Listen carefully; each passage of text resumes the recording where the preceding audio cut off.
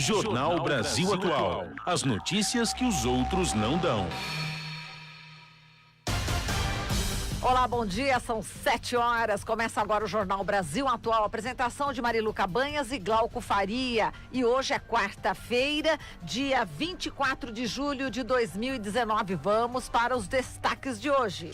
Polícia Federal prende 4 suspeitos de invadirem os celulares do ministro da Justiça e Segurança Pública, Sérgio Moro, e do procurador Deltan Dallagnol, coordenador da Lava Jato. Mandados de prisão foram expedidos no âmbito da Operação Spoofing em São Paulo, Araraquara e Ribeirão Preto. O jornalista Leandro Demore, editor do site da Intercept Brasil, ironizou a operação e postou em uma rede social: nem tentem descredibilizar o arquivo, não lutem contra os fatos. Procuradoria-Geral da República, a PGR, apresenta recurso contra a decisão do presidente do STF, Dias Toffoli, que determinou a suspensão de todos os processos do país que envolvam dados compartilhados pelos órgãos administrativos de fiscalização e controle, como o COAF, o Fisco e o Banco Central. Segundo a procuradora Raquel Dodge, a decisão deve se limitar a resolver o pedido específico de Flávio Bolsonaro e não determinar a suspensão nacional de ações que tratam sobre o tema. A ativista luta por moradia, a Preta Ferreira, presa desde 24 de junho, concedeu uma entrevista exclusiva para a Rádio Brasil Atual, para a repórter Naama Nunes, que será exibida daqui a pouco.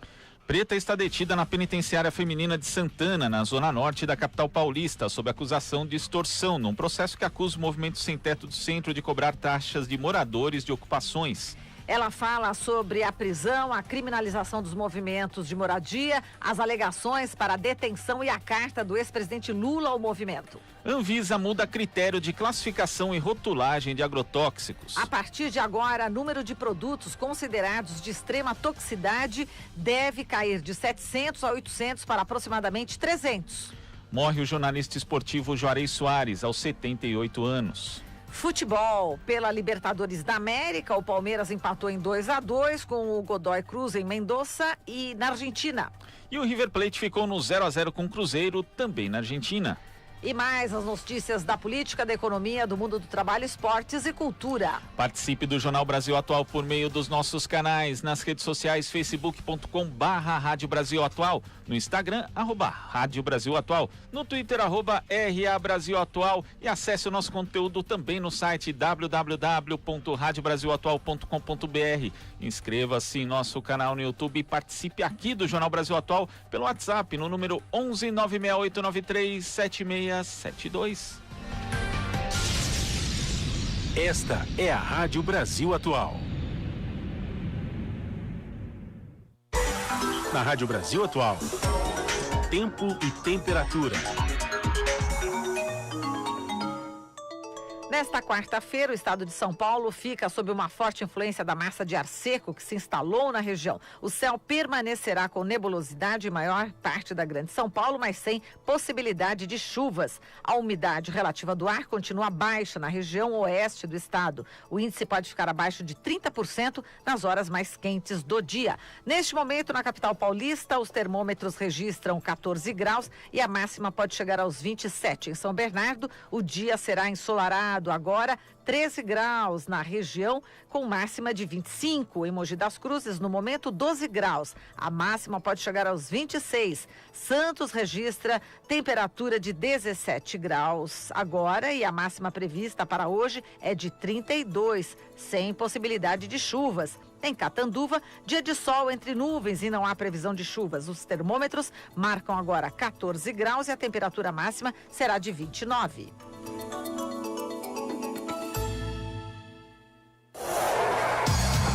Na Rádio Brasil Atual, está na hora de dar o serviço. Agora são 7 horas e 4 minutos e a CT registra 11 quilômetros de congestionamentos na capital paulista. A pior região no momento é a Zona Oeste, que tem 5 quilômetros de vias com lentidão. Na pista expressa da Marginal Tietê, no sentido Ayrton Senna, a pista expressa tem problemas entre a Ponte Velha Fepasa até Atílio Fontana, trânsito carregado. Ainda na Marginal Tietê, também na pista expressa, o trecho problemático, só que agora no sentido Castelo Branco, fica entre a Ponte Cruzeiro do Sul até a Ponte Vila Guilherme. Na pista local e na pista expressa da Marginal Pinheiros, no sentido Interlagos, o trânsito não flui bem entre Alexandre Mackenzie até a Castelo Branco. De acordo com as informações dos portais oficiais, tanto as linhas do metrô quanto as da CPTM funcionam normalmente no momento. Já nos Temancheta Imigrantes, temos problemas de tráfego pesado na rodovia Anchieta, no sentido São Paulo, entre os quilômetros 13 e 10, devido ao excesso de veículos. Você sintoniza Rádio Brasil Atual. 102,7 Noroeste Paulista, 93,3 Litoral Paulista, 98,9 São Paulo. Agora são 7h05. A Polícia Federal informou que prendeu ontem 4 suspeitos de terem invadido os celulares do ministro da Justiça, Sérgio Moro, e do procurador da República, Deltan Dallagnol, coordenador da Força-Tarefa da Operação Lava Jato. Os mandados de prisão foram expedidos no âmbito da Operação Spoofing, nome que faz referência a falsificações tecnológicas para enganar redes de computadores. Essas prisões ocorrem depois dos vazamentos e diálogos entre Moro e Dallagnol e também entre outros procuradores da Lava Jato, que vêm sendo divulgados pelo site da Intercept desde 9 de junho. Os vazamentos não deixam dúvidas de que houve conluio entre Moro, Dallagnol e outros procuradores para prejudicar o ex-presidente Luiz Inácio Lula da Silva, preso na sede da PF em Curitiba. A PF cumpriu 4 mandados de prisão temporária e 7 de busca e apreensão em São Paulo, Araraquara e Ribeirão Preto, com ação determinada pela 10ª Vara Federal de Brasília. Em sua conta no Twitter, o editor do Intercept, Leandro Demore, havia dito em 15 de julho que, abre aspas, uma parte truculenta e sem escrúpulos das forças de ordem está tramando uma farsa e uma agressão contra a liberdade de imprensa no Brasil, fecha aspas. Após o mandado de prisão dos suspeitos, Demore resgatou a publicação e escreveu: atrasou e chegou hoje pelo visto. Estamos de olho. O também editor do portal, Rafael Moro Martins, postou que havia tido informações de que a Polícia Federal se preparava para tentar desacreditar a autenticidade do material. Segundo ele, a intenção é tão óbvia que está no nome da operação, em referência à palavra spoofing. Ontem, a coluna da jornalista Mônica Bergamo, da Folha de São Paulo, trouxe o ministro do Supremo Tribunal Federal, Luiz Roberto Barroso, confirmando que teve de fato um jantar em que participaram Moro e Dallagnol em 2016, conforme um dos diálogos revelados pelo Intercept. Segundo a reportagem do jornal Folha de São Paulo, a investigação da PF que levou às prisões de ontem ainda não conseguiu estabelecer com exatidão se o grupo sob investigação em São Paulo tem ligação com o pacote de mensagens privadas dos procuradores da Lava Jato obtido pelo site da Intercept Brasil. Agora são 7h08. Depois de o Ministério da Agricultura ter liberado mais 51 agrotóxicos, que somam 290 em apenas 7 meses, no dia de ontem, por meio da Agência Nacional de Vigilância Sanitária, Anvisa, o governo anunciou o afrouxamento dos critérios para avaliação e classificação desses produtos. Segundo a nota da agência regulatória, a medida atualiza a classificação toxicológica ao estabelecer categorias e faixas de cores que vão, em tese, facilitar a comunicação no país do perigo desses produtos. A principal mudança diz respeito aos critérios que levam um produto a ser classificado como extremamente tóxico. Agora, substâncias que trazem risco de morte, caso sejam ingeridas, inaladas ou entrem em contato com a pele, podem ser classificadas dessa forma. Na prática, isso significa que agrotóxicos classificados atualmente como extremamente tóxicos poderão ser incluídos em categorias menos rigorosas, como moderadamente tóxicos, pouco tóxicos ou com dano agudo improvável à saúde. Atualmente, dos 2.300 agrotóxicos registrados no Brasil, de 700 a 800 são considerados extremamente tóxicos. Esse número deve cair agora a pelo menos 300. E agora vamos com o comentário político de João Caires. O procurador Deltan Dallagnol, que se autoproclamava paladino da justiça no combate à corrupção, membro da República de Curitiba, está envolto agora em outras denúncias, em outras informações, como, por exemplo, o caso da Unimed, ou, na verdade, no caso das empresas de convênio de saúde, de prestação de serviços na área de saúde. Essas empresas também financiaram candidatos nas eleições e nem por isso foram incomodados. Há suspeitas, indícios de pagamento de propina por parte de empresas de convênio de saúde, mas a Operação Lava Jato sequer incomodou, ficou focado apenas nas grandes empreiteiras. Deltan Dallagnol, é sabido, todo mundo conhece, prestou várias palestras remuneradas e muito bem remuneradas, na faixa de R$30 mil por palestra dada, ou seja, por 1 hora de palestra recebeu R$30 mil. E ao mesmo tempo, Deltan Dallagnol, a força-tarefa da Lava Jato, pouco se incomodou com as questões relacionadas aos planos de saúde. Se fizermos uma analogia, planos de saúde e empreiteiras, dá no mesmo. Se as empreiteiras financiaram partidos políticos e os convênios de saúde também financiaram, e a Operação Lava Jato não faz sequer um movimento contra os convênios de saúde, talvez pelo fato de serem financiados em palestras, né, de R$30 mil a hora, é algo a ser investigado, porque Deltan Dallagnol e a força-tarefa da Lava Jato não investigou os contratos, as questões relacionadas a financiamento de campanha por parte dos convênios médicos. E assim segue.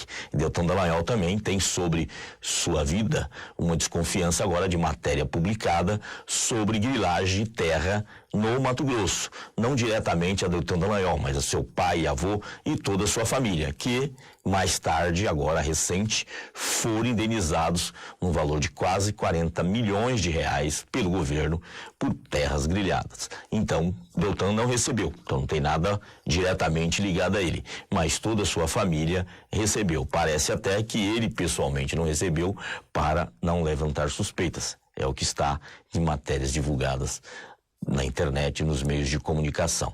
E a vida segue dessa maneira, a justiça tendo o seu partidarismo. Se por um lado a Operação Lava Jato não investiga os amigos que financiam palestra, ataca de qualquer maneira os adversários políticos. Vimos essa semana no caso, nas conversas soltas pelo Intercept Brasil, a posição de Deltan Dallagnol de querer criminalizar o deputado Paulo Pimenta, do PT do Rio Grande do Sul, e poupar Bolsonaro, filho de investigações, inclusive se negando a ir dar entrevista no programa do Fantástico, um dos programas de maior audiência da Rede Globo. Para quem sempre queria aparecer falando, é até estranho esse recuo estratégico. Você está ouvindo Jornal Brasil Atual. As notícias que os outros não dão. Oi, gente, aqui é o Jean Garfunkel, tô na Rádio Brasil Atual. As músicas que as outras não tocam, as notícias que as outras não dão. Participe pelo WhatsApp, ai, ai, da nossa programação. Tá aí, olha só, Jean Garfunkel, participe da nossa programação. Tô abrindo aqui o YouTube. É isso aí, Marilu, e já tem gente aqui participando da nossa programação pelo WhatsApp.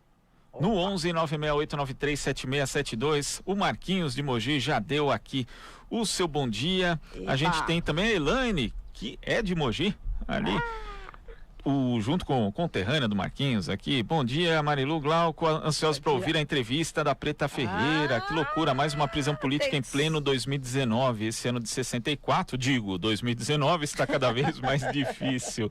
Manda aqui o abraço para você também. Que legal. Elaine. Pois é, a Naama Nunes, nossa repórter, fez uma entrevista exclusiva com a Janice Ferreira, a Preta, né, que está presa ali na penitenciária feminina de Santana. Ela que é do movimento de moradia aqui de São Paulo. E olha, eu já ouvi a entrevista, está emocionante, forte. E a gente vai compartilhar com vocês daqui a pouquinho, né, com os nossos ouvintes, internautas. E teremos também outras pessoas falando sobre essa questão, viu? Tem artista, parece que a Ana Canhas também vai falar conosco aqui. Ela vai ver e ouvir aqui a entrevista da Preta. E tá bem forte, hein, gente? Vamos aí aguardando. Daqui a pouquinho a gente vai soltar essa entrevista. A Bernadette da Lapa também já fala para parabenizar a Naama Nunes pela entrevista com a Preta Ferreira. E a gente também parabeniza, né, Marilu? Exatamente. Obviamente, não só ela, produção como do João da Ana Hora, Rosa Carrara, o João da Hora, que tiveram ali na produção. Também. Pessoal aí, uma equipe grande envolvida aí na entrevista com a Preta Ferreira. É verdade. Meninada, garotada, tá mandando bem aqui. Marilu, o Jefferson Paim, que é lá de Pituba, Salvador, diz aqui: parabéns pelo jornalismo sério, alegre, informando o que as outras não informam. Assisto todas as manhãs pelo canal aberto da TV Quirimurê. ali, que Olha. retransmite o Jornal Brasil Atual em Salvador. Ai, Salvador, Bahia. E aí, foi inaugurado, né? O aeroporto lá em Vitória da Conquista. O Pois Bolsonaro é. lá botou o chapeuzinho de vaqueiro. Colocou E diz que ama o tapume ali Nordeste. em tudo. Ó, e aí, o que vocês acham? Colocou tapume em tudo, excluiu a participação popular, né? não Aliás, pode, excluir né? a participação popular é uma tônica do governo. Haja visto que tem sido feito com os conselhos onde a sociedade civil aí tinha assento e agora, como Nada. no CONAD e também em outros órgãos de representação, a sociedade civil acaba ficando à míngua. E o Rui Costa não foi, né? Não foi? Em protesto, né? Em protesto contra a não participação popular diante dessa inauguração, né? Pois Do é. aeroporto. Glauber Rocha. Que, olha, meu Deus, se o Glauber Rocha estivesse vivo, hein? Meu Deus. É. Que Aliás, ele nem a falaria, filha hein? do Glauber Rocha foi, inclusive, tem matéria do Vitor Nuzzi lá na Rede Brasil Atual também Opa! falando a respeito disso. Quem quiser mais informações pode acessar lá o site da Rede Brasil Atual. Maravilha. Já E- dei o joinha, viu, Glauco? Opa, ainda bem, a gente sempre lembra que você que está acompanhando a gente pelos canais do YouTube, da Rádio Brasil Atual, da TVT, dê lá o seu joinha para ampliar o alcance do nosso jornal. Se você não se inscreveu nos canais, inscreva-se também. Põe lá, fica lá no sininho para você receber as notificações sempre que a gente estiver no ar, você não perde nenhum. Mas também se você perder, né, Marilu? Às vezes a gente acorda pode tarde, recuperar, às vezes você, lógico. né, se embananou aí, não conseguiu acompanhar o jornal, você depois vai lá no YouTube e vê o Jornal Brasil Atual. Exatamente. Maravilha, pessoal. Já tem gente na linha, Ana tá falando. Então vamos lá, vamos cortar agora. Você sintoniza Rádio Brasil Atual. 102,7 Noroeste Paulista, 93,3 Litoral Paulista, 98,9 São Paulo. Agora são 7h17. Vamos falar da visita, né, do presidente Jair Bolsonaro à Bahia, ele que inaugurou o aeroporto Glauber Rocha em Vitória da Conquista. Vamos ouvir um deputado nordestino, o Carlos Veras, deputado federal do PT de Pernambuco. Olá, Veras, bom dia. Bom dia, Marilu, bom dia, Glauco, bom dia a todos os ouvintes. Satisfação falar com vocês. Olha, Carlos, vamos falar aqui sobre essa passagem, né, do Bolsonaro pela Bahia. Não sei se você viu, né, ele usou aí o chapéu de vaqueiro, diz que ama o Nordeste. Agora, não teve ali a participação do povo nessa inauguração, né? Até o Rui Costa, em protesto, não foi a essa inauguração. Como é que você viu essa passagem do Bolsonaro pelo Nordeste, a segunda visita dele ali na região, depois daquela polêmica toda dizendo que governadores de Paraíba, num tom pejorativo, né? E também falando que o pior deles era o Dino, né, lá do Maranhão. Como é que você viu essa questão? Você acha que dá para... Ele conseguiu, né? Ele conseguiu se sair dessa calça justa, no caso, né? Em relação aos nordestinos, Veras? Ele não consegue se sair de um ato lamentável cometido por ele de preconceito contra o povo nordestino, contra o Nordeste, porque todo mundo percebe claramente que nas frases proferidas por ele no dia de ontem, na inauguração, são frases copiadas, decoradas, não tem sinceridade, entendeu? Esse tipo de amor que despreza, que tem preconceito, que coloca como não prioridade, que não dá atenção, que não tem nenhum tipo de relação construída de fato como prioridade para o Nordeste, para o povo do Nordeste, que não respeita as instituições, que não respeita as instâncias. Esse tipo de amor, esse tipo de tentativa de enganação da população não cola, né? Nós sabemos muito bem que não é de hoje os seus atos preconceituosos contra o povo nordestino, né? E lamentável ter um presidente da República orientando o ministro a não liberar recurso, a não garantir que as políticas públicas, que é para todo o país, que não é só para uma região desse país, que é para toda a população, você ter um presidente orientando essas políticas públicas não serem priorizadas e fazer com que elas não cheguem não a liberação de recursos de investimento para o Nordeste, como foi claramente direcionado pela fala dele ao ministro Onyx Lorenzoni. Então isso é lamentável, né? E o povo nordestino, que é um povo que trabalha, que luta, que acorda cedo, que durante muito tempo tem batalhado e tem lutado para sobreviver e para ajudar a construir esse país. Nós não podemos desconsiderar a importância e a participação que o povo nordestino teve e tem na construção das grandes capitais, inclusive do sul do país. É lamentável ter um presidente que quer governar de costa para o povo, de costa para o Nordeste, de costa para o Brasil, porque ele não disse ainda para que veio. Você não percebe nenhuma política afirmativa, nenhuma política que possibilita a geração de emprego, a retomada do desenvolvimento do Brasil. As obras que ele vai inaugurar são obras realizadas, obras iniciadas por outros governos, não pelo dele.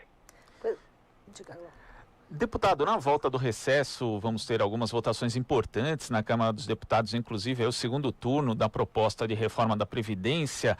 E esse contexto, né, essa fala preconceituosa do presidente Jair Bolsonaro pode prejudicar a relação do governo com a bancada dos deputados nordestinos e uma relação sendo que, de uma forma geral, no Congresso Nacional, não só na Câmara, mas também no Senado, não é muito boa. Isso pode prejudicar ainda mais, azedar essa relação? Na verdade, o governo Bolsonaro não tem relação nenhuma com o Congresso Nacional. Ele não consegue nem se relacionar com o partido dele. Então é um governo que não constrói relações. A reforma da Previdência foi aprovada muito por uma relação da própria casa.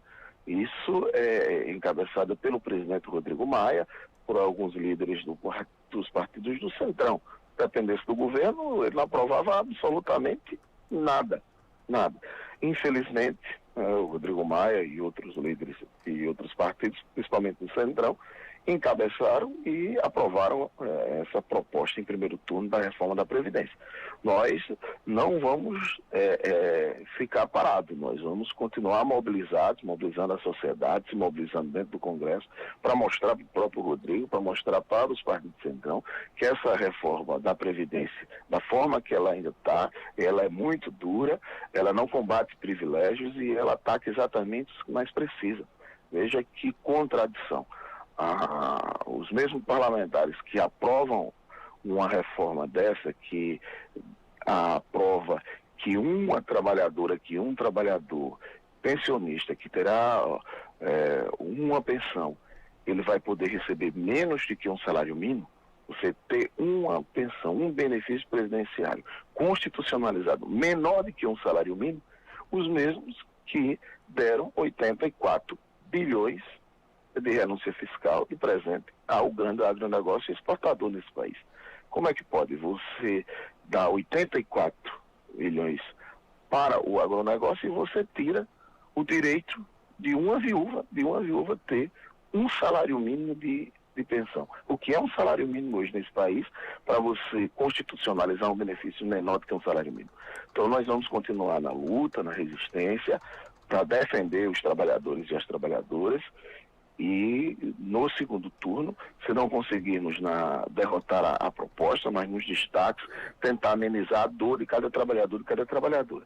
É bom lembrar que tem um segundo turno ainda na Câmara e ainda tem no Senado. Então a população brasileira não pode se dar por vencida essa batalha. Tem que continuar nas ruas, mobilizados, ligando para deputados e deputadas para poder pressionar cada um e cada uma. Até porque muitas votações foram feitas na madrugada, sem dar tempo a analisar item a item do relatório, muitos ainda achando que tem algum combate a privilégios nessa reforma. Então é uma luta que permanece, que é constante e que a sociedade precisa continuar mobilizada. Agora, Veras, a Frente Parlamentar em Defesa do Nordeste já entrou com representação contra o presidente Jair Bolsonaro por ofensa aos nordestinos e também perseguição ao governador do Maranhão, Flávio Dino, junto à PGR, Procuradoria-Geral da República?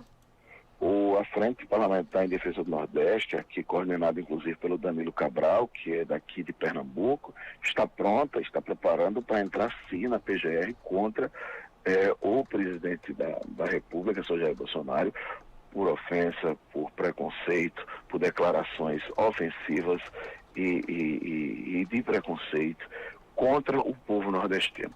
A Frente Parlamentar em Defesa do Nordeste vai continuar mobilizada e não vai aceitar essas agressões, esses insultos que têm sido feitos de forma constante pelo presidente da República. Ele tem que entender que acabou a eleição, que ele foi eleito, mesmo através das fake news, beneficiada muito por uma ação de um juiz chamado Sérgio Moro, que foi um juiz político, que operou politicamente para garantir a eleição de Jair Bolsonaro. E hoje recebeu o seu prêmio de ser ministro da Justiça e queria um prêmio maior ainda de ser ministro do Supremo Tribunal Federal. Mesmo assim, mesmo com essas questões, ele foi eleito muito baseado e muito levado por conta desses dois fatores. O povo votou, ele foi eleito, ele tem que lembrar que ele é presidente de todos os brasileiros e brasileiras.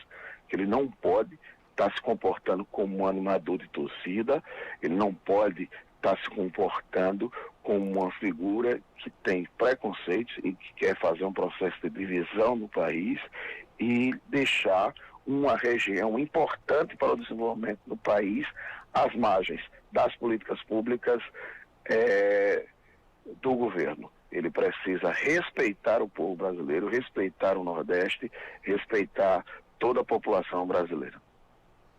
E, deputado, além da questão do preconceito contra os nordestinos, como o senhor ressaltou, existe aí essa questão da perseguição política, porque quando um presidente dá esse tipo de declaração falando que não vai dar recursos para um estado porque não gosta do governador daquele estado, ele prejudica toda a população local. Então é algo muito sério um presidente da República confirmar que, na verdade, persegue politicamente adversários e acaba prejudicando as populações locais desses estados que têm governadores que ele não gosta, né? Isso é algo sério? Também se pretende fazer algo em relação a isso, deputado? Sim, vamos denunciar, vamos denunciar em todas as instâncias, vamos fazer tudo o que for possível para garantir que o Brasil não seja transformado num gueto, que ele não administre esse país apenas olhando para o seu partido, para simplesmente aqueles que são seus aliados de primeira hora. O governo Lula foi quem deu um grande exemplo de como governar o país para todos e para todas. Isso é o espírito republicano. É um espírito de quem governa para o povo. Ele não pode utilizar os recursos públicos, que é fruto da contribuição de todos e todas, de quem votou e de quem não votou nele. Então, ele não pode utilizar desse expediente para penalizar um Estado, penalizar um povo, penalizar uma região. Nós vamos, em todas as instâncias, em todos os espaços, denunciar e cobrar firmemente uma postura do presidente da República que não seja essa de veto, de preconceito, de retaliação. Isso não ajuda, isso é antidemocrático, isso fere os princípios democráticos, isso fere o Estado democrático de direito. Nós não vamos admitir de maneira alguma uma agressão dessa natureza como tem sido proferida pelo senhor presidente Jair Bolsonaro. Tá certo, então, deputado, a gente agradece aqui a sua participação. Um grande abraço. Eu que agradeço a oportunidade, um forte abraço e dizer à população nordestina, à população brasileira. Vamos continuar na resistência e na luta, em defesa da democracia, em defesa de um Estado de direito, de um Estado democrático, onde respeite as instituições, onde respeite o povo. Essa é a nossa luta, essa faz parte da nossa trincheira de resistência. E aqueles que lutam em defesa da sua aposentadoria, dizer novamente, ainda tem muita luta para ser feita. Não baixe a cabeça. Tenha fé, tenha esperança e continue na resistência e na luta para garantirmos que, de fato, as pessoas que precisam das políticas públicas possam ser atendidas. Um forte abraço e um bom dia a todas e a todos. Grande abraço, Carlos Veras, deputado federal do PT de Pernambuco. Esta é a Rádio Brasil Atual. Agora são 7h30 e vamos com Na Boca do Povo. Na boca do povo. Na boca do povo. Na boca do povo. Na boca do povo. Na boca do povo. Na boca do povo. Na boca do povo.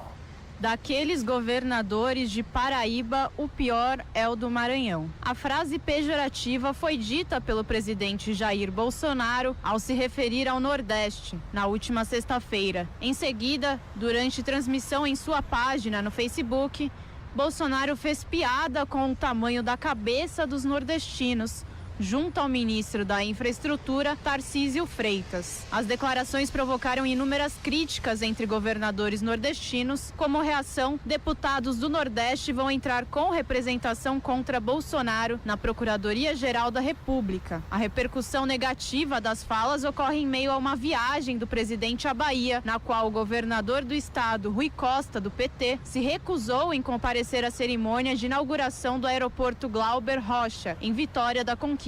Ao tentar se explicar sobre as afirmações no último domingo, Bolsonaro questionou a apoiadores em Brasília se havia algum nordestino ofendido. Em resposta, as pessoas que estavam em frente ao Palácio da Alvorada responderam que não. Fomos às ruas perguntar aos nordestinos se eles se sentiram ofendidos com as falas de Bolsonaro. Meu nome é Raquel e eu sou estudante. Eu me senti ofendida com a forma que o presidente se referiu aos nordestinos, porque não é difícil no país a gente encontrar brasileiros que acreditam que os nordestinos são uma raça inferior no país, são de uma região inferior. Eu acredito que a forma que o presidente tratou os nordestinos mostra que ele é uma dessas pessoas, né? Porque ele falou de uma forma pejorativa, se referindo a toda uma região, né? Porque o Nordeste é uma região gigante, não tem apenas um estado, é uma região com vários sotaques, inclusive, com uma diversidade cultural muito grande. Então, ele classificar tudo como os paraíbas, isso limita muito o que é o Nordeste, né? Então isso mostrou um preconceito muito grande dele, e o pior de tudo é que ele incentiva outras pessoas a terem esse tipo de atitude, né? A fazerem a mesma coisa. Meu nome é Maria Cacilda, sou estudante de serviço social, sou dona de casa, nasci no Rio Grande do Norte. Sim, me senti ofendida por ele não ter respeito pelo povo nordestino. Não por ele ter chamado de Paraíba, mas pela falta de respeito dele, por ele ser um presidente, por ele estar dirigindo uma nação e não ter respeito, não se impor como presidente. Meu nome é Valdéria da Silva, trabalho em casa de família com muito orgulho. Isso não quer dizer que eu seja burra de pai e mãe, tá? Esse é o meu recadinho que eu mando pro presidente. Somos paraibanos sim, baianos sim, com muito orgulho, nordestinos sim, com muito orgulho. E, senhor presidente, com tantas coisas que tem para o senhor resolver no nosso país, o senhor fica causando discórdia entre as pessoas. O nosso país não está precisando de intrigas, está precisando de revolução, de coisas boas, que o senhor venha parar com intrigas, porque desde quando o senhor assumiu essa presidência só deu merda, o senhor não fez nada até agora. Beatriz Draghi Ramos, Rádio Brasil Atual. Você está ouvindo Jornal Brasil Atual. As notícias que os outros não dão. Agora são 7h34. Vamos falar com o nosso colunista em meio ambiente, o Wagner Ribeiro. Olá, Wagner, bom dia. Bom dia, Marilu. Bom dia quem nos acompanha. Wagner Ribeiro, que é professor do Departamento de Geografia da USP, do Programa de Pós-Graduação em Ciência Ambiental. Wagner, cientistas lançaram aí manifesto em apoio ao INPE depois que o Bolsonaro questionou dados de desmatamento da Amazônia. Não é isso, Wagner? Sim, Marilu, a Sociedade Brasileira para o Progresso da Ciência, no último final de semana, fez um documento bastante preciso, né, mostrando claramente o quanto que o INPE tem uma trajetória importantíssima de mais de 30 anos já de monitoramento do desmatamento na Amazônia, com metodologias muito bem consolidadas de reconhecimento internacional. O DETE, por exemplo, é mais recente, de 2004 para cá, mas ele é muito importante, é um instrumento de gestão, de ação rápida, né? Porque ele consegue mapear, para você ter uma ideia, na escala de um campo de futebol, né? 1 hectare, grosso modo, em tempo real, um desmatamento. Isso é repassado imediatamente para o IBAMA, por órgão fiscalizador, que aí pode implementar uma ação de fiscalização quase imediata. E o PRODES, que é mais antigo, né? Esse sim é já dos anos 80 do século passado, né? Final dos anos 80, e que aí tem um mapeamento mais detalhado. O que a gente quer dizer com mapeamento mais detalhado, Maria? Como se fosse dar um zoom, né? Então o DETER tem uma resolução que chega mais ou menos a 60, 50 metros para cada imagem. O PRODES ele tem quase que o dobro, ele chega a 25, 30 metros de detalhamento. Então ele tem um dado mais preciso. Por isso é que o PRODES ele acaba soltando o dado de desmatamento real uma vez ao ano, né? E ele é um outro tipo de documento que acaba sendo gerado. Então, essa soma desses dois sistemas, eles são extremamente úteis e acabam ajudando muito a gestão ambiental no Brasil, porque indica, no primeiro caso, o DETER, uma possível eventual, abrir uma estrada, por exemplo, uma primeira picada que você tem na mata, você já consegue pegar, já que o satélite passa a cada dia, e depois com o PRODES, como o satélite passa com mais detalhamento a cada 16 dias, você consegue ter, então, um dado mais preciso do desmatamento. Isso tudo nos ajuda muito a combater principalmente a prática ilegal de desmatamento em áreas de conservação, terras indígenas, enfim. Agora, Wagner, é bastante interessante, digna a atitude, né, do Ricardo Galvão, que é diretor do INPE, em defender o INPE, os técnicos, os cientistas, os trabalhadores, batendo de frente aí com o presidente Bolsonaro, e ele diz que ele não vai pedir demissão, pode ser demitido, mas não pode acusar o INPE dessa forma não, né? Essa postura do Ricardo Galvão está sendo elogiada, né, por cientistas, enfim, pela Associação Brasileira de Ciências, pela SBPC. É importante essa postura, né, dele. Sem dúvida, Marilu. Só para o pessoal entender como é que funciona a escolha de um diretor de uma instituição importante como o INPE, né? Você tem uma consulta pública, né? Se constitui uma comissão de excelência que abre, digamos assim, um edital, né? E à luz dos candidatos que se apresentam, faz um processo de escolha pública e realmente, né, o Ricardo Galvão é professor titular do Instituto de Física, colega, né? Tem uma trajetória realmente impressionante, muito importante, né? Já teve diversas distinções acadêmicas, inclusive ganhou a Ordem do Rio Branco, que é uma das principais em termos de ciência também. Enfim, é uma pessoa muito qualificada e que evidentemente não vai se curvar a qualquer presidente de plantão, né? Ele tem uma trajetória acadêmica, uma trajetória de pesquisa muito consolidada e que está além, de fato, né, essa trajetória, esse momento agora que ele está vivendo no INPE. E ele está certo, já que ele foi indicado por um comitê de busca, né, um processo público, democrático e qualificado, é sempre bom dizer isso, ele não tem que sair mesmo, ele tem que ficar defendendo o INPE e mostrar, né, na verdade, pessoas com o perfil dele são muito importantes nesse momento, porque mostram que há uma possibilidade de enfrentamento, sim, de toda essa balbúrdia que é esse governo, né, que começa a desqualificar instituições qualificadas e também pessoas que têm um perfil de reconhecimento internacional, como é o caso do professor Ricardo Galvão, atualmente diretor do INPE. E está deixando também, toda essa situação está deixando o mundo, né, perplexo, principalmente a Noruega, né, que dá realmente uma verba importante, né, para o fundo da Amazônia, e a Alemanha também, mas mais a Noruega, não é isso?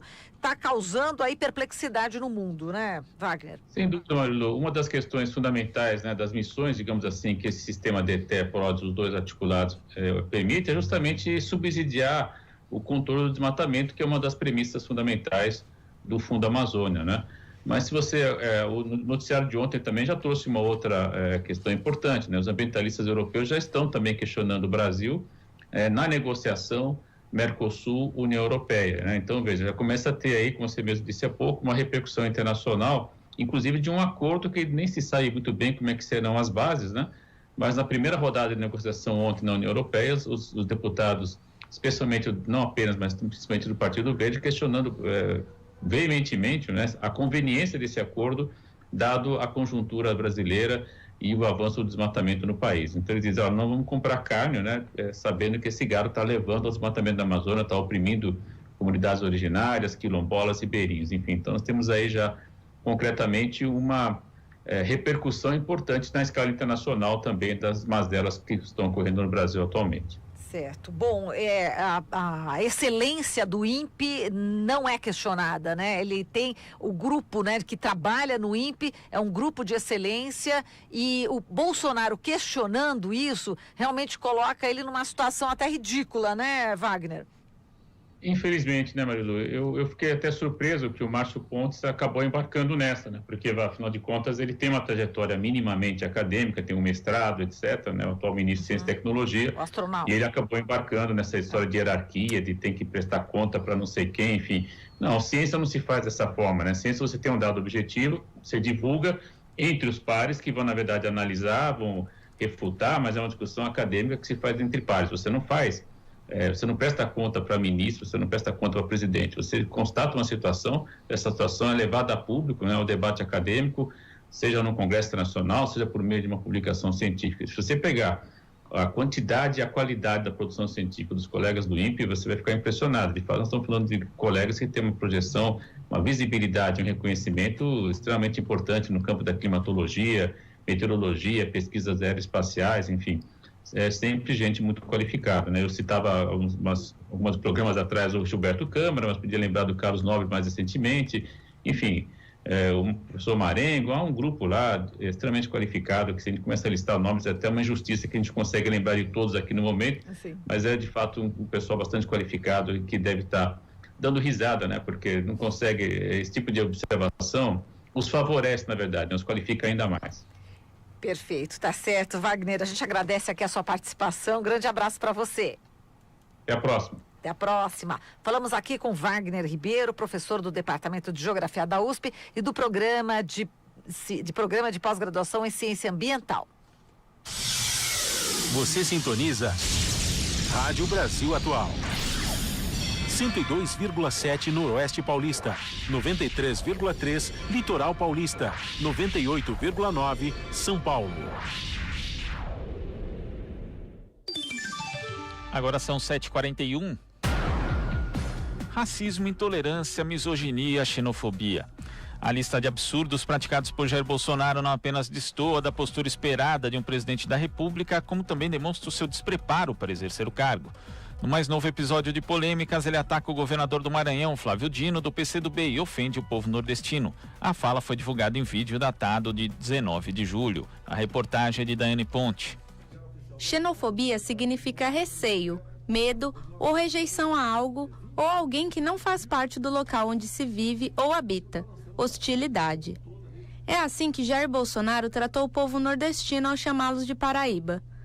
Apesar de tentar minimizar a situação, ao dizer que é comum que pessoas de outros estados chamem os nordestinos assim, Bolsonaro apenas perpetuou um comportamento preconceituoso já presente em nossa cultura.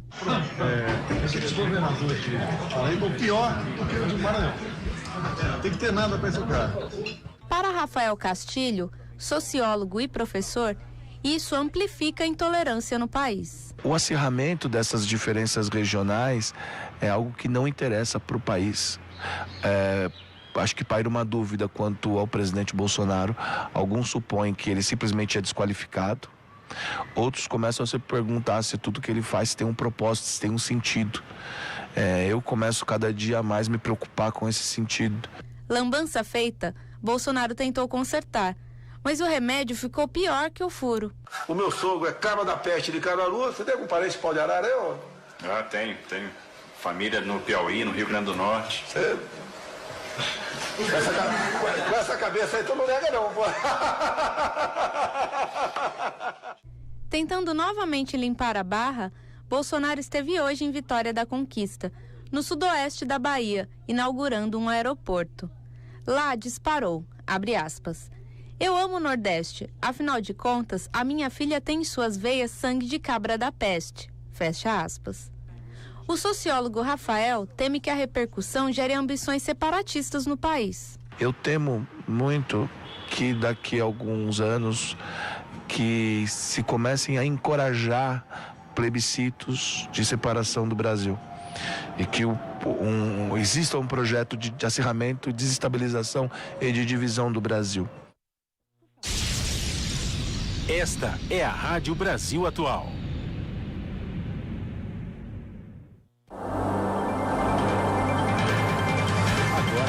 Brasil Atual, um espaço para você tirar as suas dúvidas da língua portuguesa falada no Brasil. Na Ponta da Língua. Apresentação: Fernanda Pompeu, professora de português e idealizadora do site aceleratexto.com.br. Qual a diferença entre iminente e eminente? Ah, essa é legal. Vamos lá. Eminente com E é ilustre, ok? Então, a eminente professora doutora, tá? Vocês não vão acreditar, mas o eminente deputado, alguma coisa assim, tá? É o ilustre, o destacado, o notável. Iminente com I é urgente, tá? Então, com o aquecimento global, o desastre é iminente, ok? Está prestes a acontecer. Então vamos lá. Eminente com E. Notável, excelente, admirável. Iminente com I. Urgente, prestes a acontecer. Por conta de ser uma letra só, causa muita confusão. Muita confusão, como várias outras, tá? Como imigrar e emigrar, né? Também é o mesmo caso, você tem o I e o E, né? Imigrar é quem sai de um país e entra em outro, ok? Então, por exemplo, os venezuelanos estão o quê? Imigrando, né? Para o Brasil. Eles são imigrantes com I. Agora, o meu sobrinho emigrou para a Rússia, ou seja, saiu do Brasil para morar na Rússia. Então, o português tem várias palavras, é bem interessante, que uma letra muda o sentido. E às vezes opõe, inclusive, esse sentido. Perfeito. Na Ponta da Língua. Dúvidas da língua portuguesa falada no Brasil. Entre em contato com a gente pelo WhatsApp 968937672 e tire suas dúvidas com Fernanda Pompeu, professora de português e idealizadora do site aceleratexto.com.br. Saúde do trabalhador. Saúde do trabalhador. A doutora Maria Maeno, médica pesquisadora da Fundacentro, responde aqui na Rádio Brasil Atual as suas dúvidas. Com relação à tecnologia, novas doenças também estão relacionadas ao trabalho com essas tecnologias. Como é que a senhora entende essa questão? Olha, eu acho que era senso comum de que a tecnologia ia trazer o bem-estar da população. A gente não tem visto isso, não é?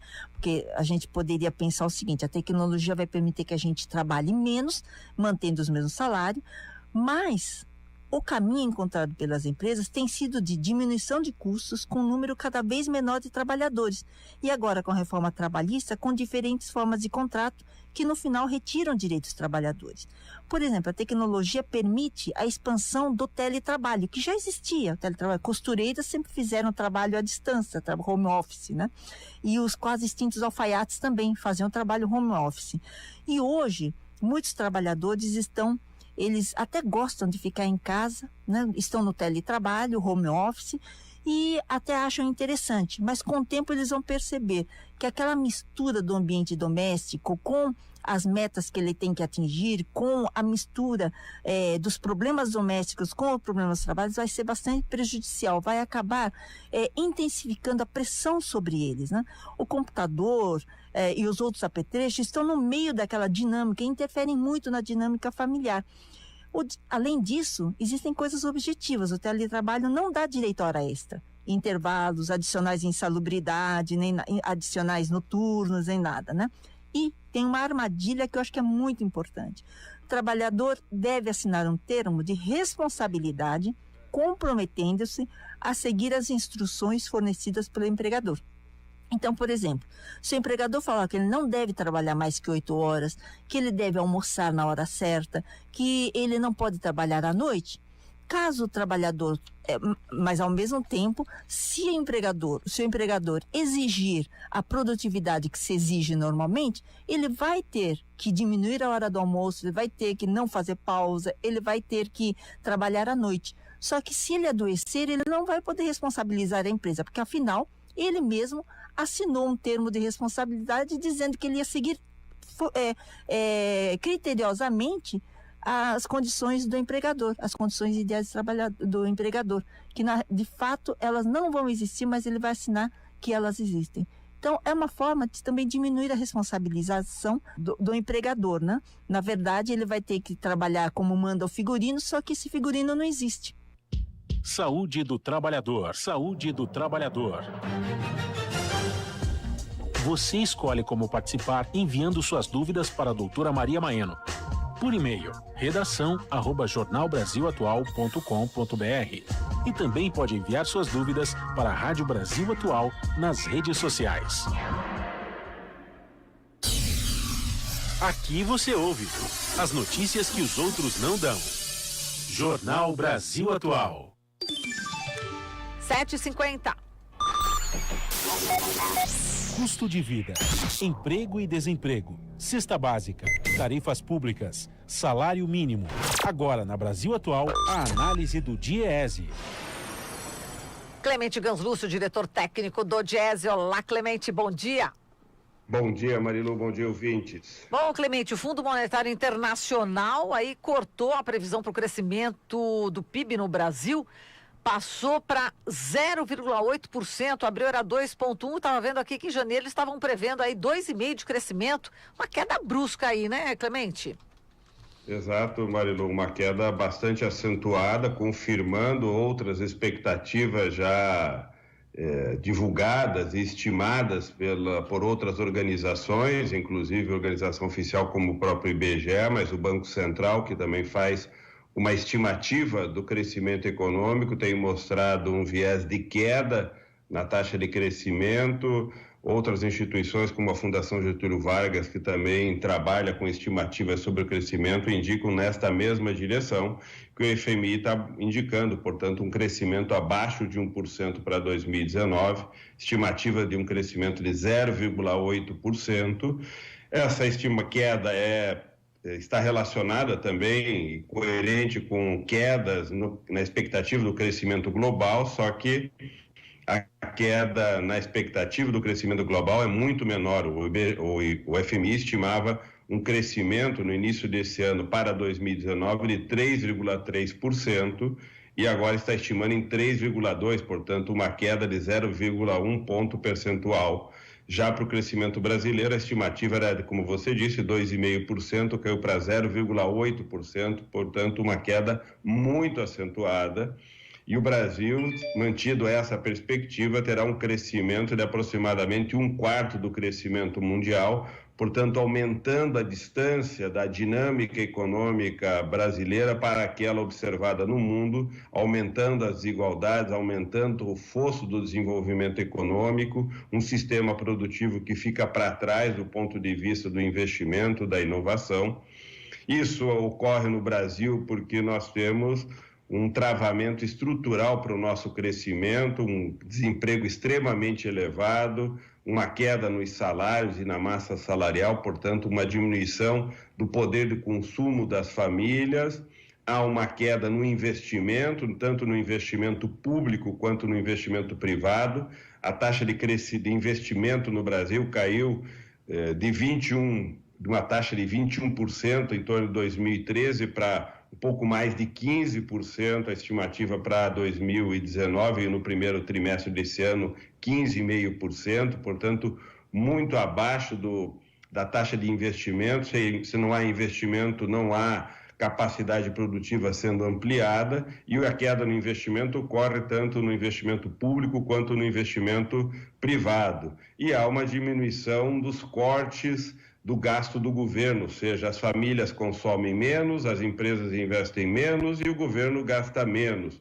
Por exemplo, o governo acaba de anunciar mais um bloqueio de 1,4 bilhão, já somado aos 29, quase 30 bilhões contingenciados no início desse ano, motivo, por exemplo, de todas as manifestações na área da educação, porque o corte foi de quase 6 bilhões de reais na área da educação. Portanto, o governo faz um novo corte de contingenciamento, porque a estimativa das receitas está caindo e, ao cair as estimativas de receita, o governo não tem a base de financiamento necessária do ponto de vista da receita para fazer frente aos gastos, seja aos gastos correntes, seja aos investimentos, e, portanto, o déficit, a diferença entre receita e despesa tende a aumentar e o governo, portanto, faz mais cortes e, ao fazer mais cortes, desestimula a economia não tendo dinâmica positiva, cai a receita do governo e, ao cair a receita, o governo faz mais corte. Nós estamos em uma dinâmica recessiva, restritiva e, na verdade, uma dinâmica que desestimula a capacidade do país sair dessa crise. Deveríamos ter uma dinâmica oposta. O governo deveria tomar todas as iniciativas para estimular a economia, para estimular a demanda, para melhorar o emprego, para melhorar a renda, para melhorar o investimento, e isso constituir capacidade para a economia sair da crise. Quando a economia sai da crise, o governo recupera a receita, ele faz o seu ajuste e reequilibra as contas. Reequilibrar cortando é, na verdade, jogar o país na recessão, na crise econômica, como vem acontecendo, e a dinâmica recessiva no Brasil e a dinâmica que desestimula a atividade econômica tem levado a quedas tão acentuadas como essa que agora o FMI apresenta em termos de expectativa. O Brasil está com uma dificuldade estrutural e o governo não toma as medidas adequadas para que a economia brasileira saia dessa crise. Agora, olha só, Clemente, o FMI está dizendo o seguinte, né, que a piora desse resultado é por conta do enfraquecimento da confiança, né, as incertezas em relação à aprovação da reforma da Previdência. Só que, se aprovada a reforma da Previdência, não vai melhorar exatamente o quadro econômico do Brasil, como você bem coloca, né, Clemente? Exato, essa dinâmica de colocar, ou essa análise de colocar o problema da recessão e da dinâmica econômica associada à confiança, ou seja, os agentes econômicos esperariam que o Brasil fizesse uma reforma da Previdência e tantas outras reformas para eles terem vontade e confiança para investir na economia brasileira e colocar acentuar toda a causa em cima dessa dimensão, na verdade, nos enganar, porque é evidente que sempre a confiança é um elemento fundamental em todas as relações sociais e econômicas. Ninguém investe se não tiver confiança que o país vai estar pujante, o país vai estar com dinâmica capaz de recepcionar os investimentos, mas o que os empresários usam para tomar decisão sobre investimento é se há consumo, ou seja, se as famílias têm capacidade de consumo, se o emprego vai gerar renda para que o consumo seja garantido e o crédito possa ser oferecido, porque as pessoas vão ter capacidade de pagar o crédito, porque o governo está investindo e está aumentando a capacidade de transporte, de energia, e, portanto, toda a infraestrutura econômica para o sistema produtivo funcionar, e se o governo está realizando os gastos, portanto, consumindo. Se o governo consome, as empresas consomem e os trabalhadores consomem, os empresários vão investir para produzir aquilo que está sendo consumido. Se ninguém está consumindo, se nós não estamos conseguindo exportar, ninguém vai investir para produzir porque não tem consumo e o empresário não vai fazer esse investimento. O determinante é o investimento e o consumo. Evidente que sempre a confiança ajuda, mas ela não é o elemento essencial. O essencial é efetivamente termos emprego, salário, consumo, capacidade de investimento e capacidade do consumo do governo, dimensões todas essas que nós não estamos vendo operarem, estarem funcionando de forma adequada para o país sair dessa crise econômica. Tá certo, Clemente, a gente agradece aqui a sua participação, grande abraço para você, até amanhã. Abraço. Até amanhã. Falamos aqui com Clemente Ganslúcio, diretor técnico do DIEESE. Você sintoniza Rádio Brasil Atual.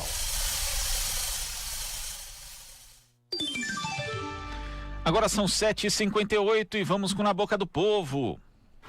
Na boca do povo. Na boca do povo. Na boca do povo. Na boca do povo. Na boca do povo. Na boca do povo. Na boca do povo. Daqueles governadores de Paraíba, o pior é o do Maranhão. A frase pejorativa foi dita pelo presidente Jair Bolsonaro ao se referir ao Nordeste, na última sexta-feira. Em seguida, durante transmissão em sua página no Facebook, Bolsonaro fez piada com o tamanho da cabeça dos nordestinos, junto ao ministro da Infraestrutura, Tarcísio Freitas. As declarações provocaram inúmeras críticas entre governadores nordestinos. Como reação, deputados do Nordeste vão entrar com representação contra Bolsonaro na Procuradoria-Geral da República. A repercussão negativa das falas ocorre em meio a uma viagem do presidente à Bahia, na qual o governador do estado, Rui Costa, do PT, se recusou em comparecer à cerimônia de inauguração do aeroporto Glauber Rocha, em Vitória da Conquista. Ao tentar se explicar sobre as afirmações no último domingo, Bolsonaro questionou a apoiadores em Brasília se havia algum nordestino ofendido. Em resposta, as pessoas que estavam em frente ao Palácio da Alvorada responderam que não. Fomos às ruas perguntar aos nordestinos se eles se sentiram ofendidos com as falas de Bolsonaro. É José Cosme, radialista do Recife,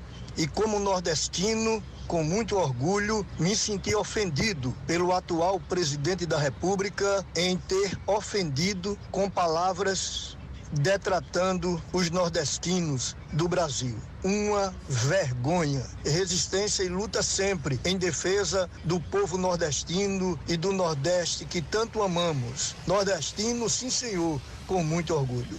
Meu nome é Luciana, eu sou designer de Recife, Pernambuco. Nós somos 9 estados, cada estado com as suas particularidades, com a sua cultura, com o seu sotaque, né? Então, é muito problemático quando o próprio presidente da República, né, porque não foi qualquer um, foi o presidente da República, trata com preconceito, né, usando um termo que já é usado há muito tempo no Rio de Janeiro, no Sudeste, para falar dos nordestinos de maneira pejorativa, né, Paraíba, tratando como se nós fôssemos todos, né, uma coisa só, né, de maneira negativa e tudo, né, mas nós somos Paraíba, sim. Só que somos Paraíba, somos Pernambuco, somos Rio Grande do Norte, Piauí, Ceará, enfim.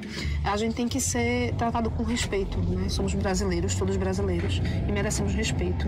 E não adianta o presidente vir agora falar como se tudo fosse brincadeira, porque não é piada, preconceito não é piada. Meu nome é Marise Messias Barbosa Ribeiro, sou professora, sou da educação, sou historiadora e me sinto ofendida em ter na presidência do meu país uma pessoa que se utiliza do poder não para nos representar, mas sim para mostrar cada vez mais a que ele veio, que está lá representando os interesses dele e de uma parte mínima da população, onde ele leva muito mais tempo da vida para fazer essa demonstração e atos que nos envergonham. As pessoas estão ficando cada vez mais indignadas com a capacidade dele de desgovernar o nosso país.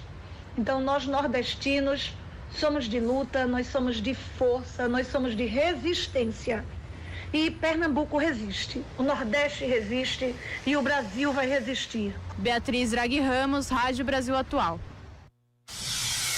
Você sintoniza Rádio Brasil Atual. 102,7 Noroeste Paulista, 93,3 Litoral Paulista, 98,9 São Paulo.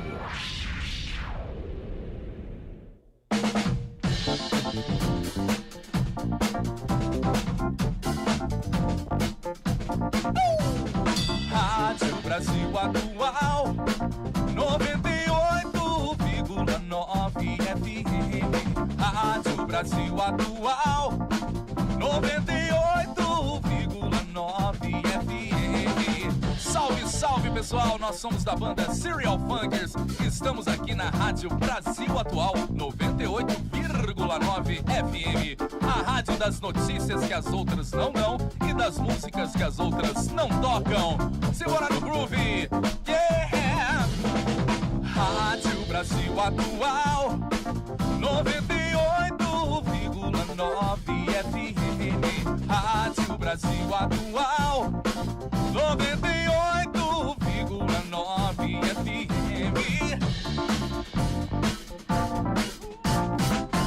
outra ali. Serial Funkers. Nós vamos entrar aqui no nosso WhatsApp e ver as manchetes aqui, que entrou um pouquinho da fala do Glauco. Isso aí, Marilu. Pessoal aí mandando aí, mensagem no 11-96893-7672, como a Márcia, que é lá de Salvador. Acordo já ligando a TV para assistir vocês e faço propaganda de vocês. Muito obrigado, viu, Márcia? Márcia aí divulgando o nome da Rádio Brasil Atual, da TVT. Gratuita. A Bernadette da Lapa aqui ficou empolgada também com Serial Funkers, falou: dança, Marilu. Não, a Bernadette é danada. Ela fica olhando. A Bernadette é a famosa isqueirinha, ela né? Ela fica olhando. Sempre botando faísca, botando fogo ali. Meu Deus do céu, né?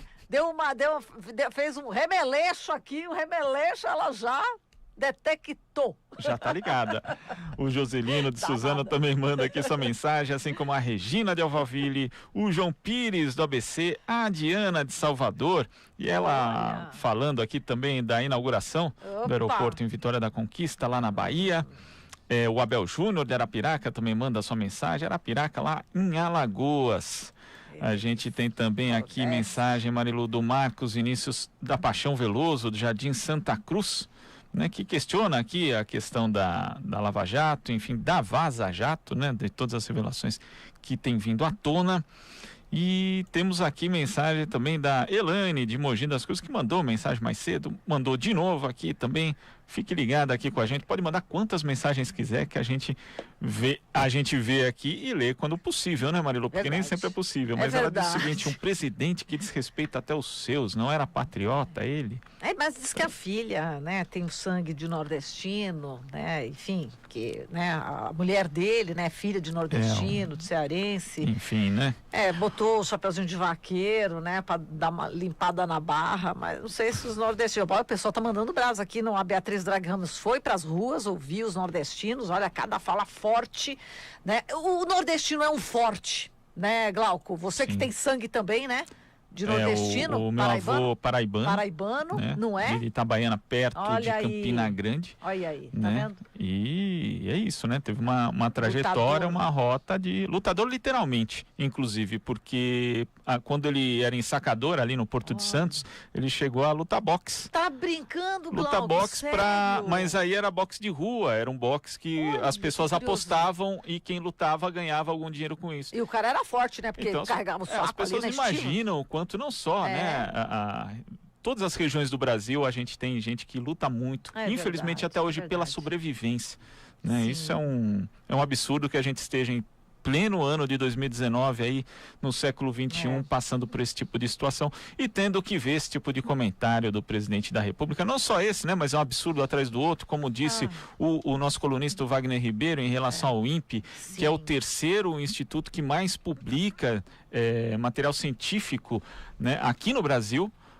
E aí é tratado como se fosse brincadeira, mas né? O diretor tá firme lá, hein? Tá batendo aí de frente com o Bolsonaro. Não vai falar do INPE, não, né? Eu achei essa atitude digna, profissional, tem que defender corajosa, a instituição, atitude maravilhosa. E olha, daqui a pouquinho a gente vai ter aqui a entrevista da Janice Ferreira, a preta, que está exatamente há 1 mês presa na penitenciária feminina aqui de Santana, em São Paulo. A repórter Naama Nunes, juntamente com... Ela é a repórter, ela fez a entrevista, mas teve todo o apoio aqui da Ana Rosa Carrara, nossa editora, e também do João da Hora, que é o nosso produtor. Então não perca, daqui a pouquinho mesmo. A gente não tá brincando, não vai botar no final do jornal, não. Daqui a pouquinho a gente vai colocar... Fica aquela coisa, né, Marilu? Fica fazendo suspense e tal, e enrola, não, daqui a pouquinho lembra? Aqui.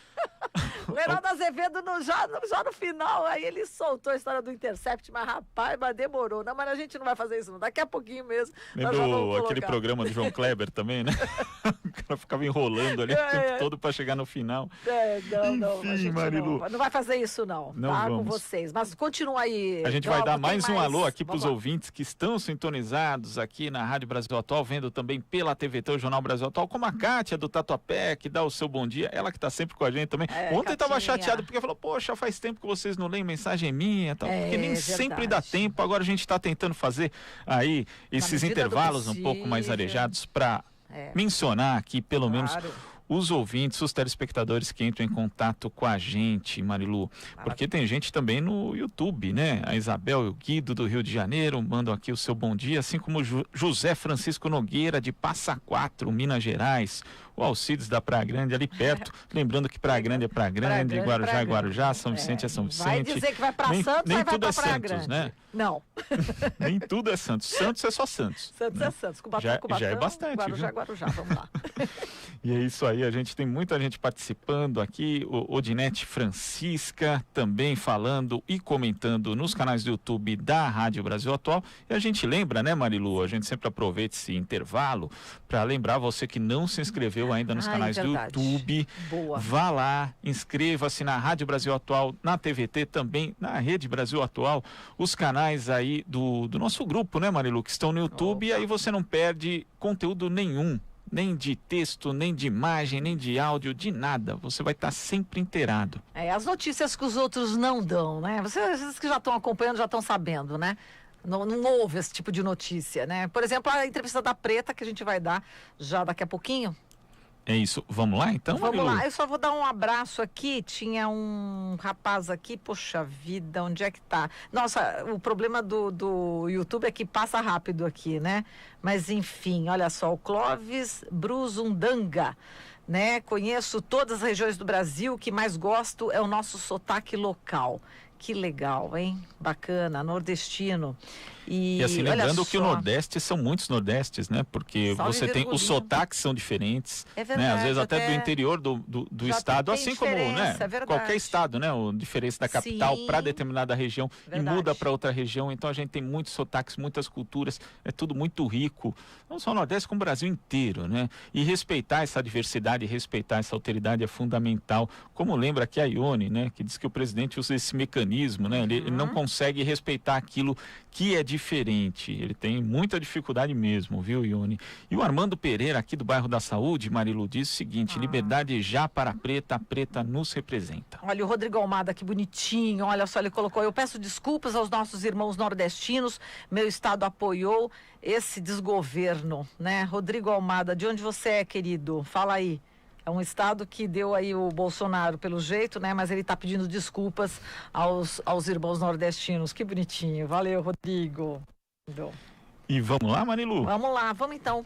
A gente vai colocar agora a entrevista da Preta, da Janice Ferreira, que está 1 mês presa, né? Na penitenciária aqui de Santana, penitenciária feminina em São Paulo. Vamos então ouvir a reportagem da Naama Nunes. Vamos acompanhar.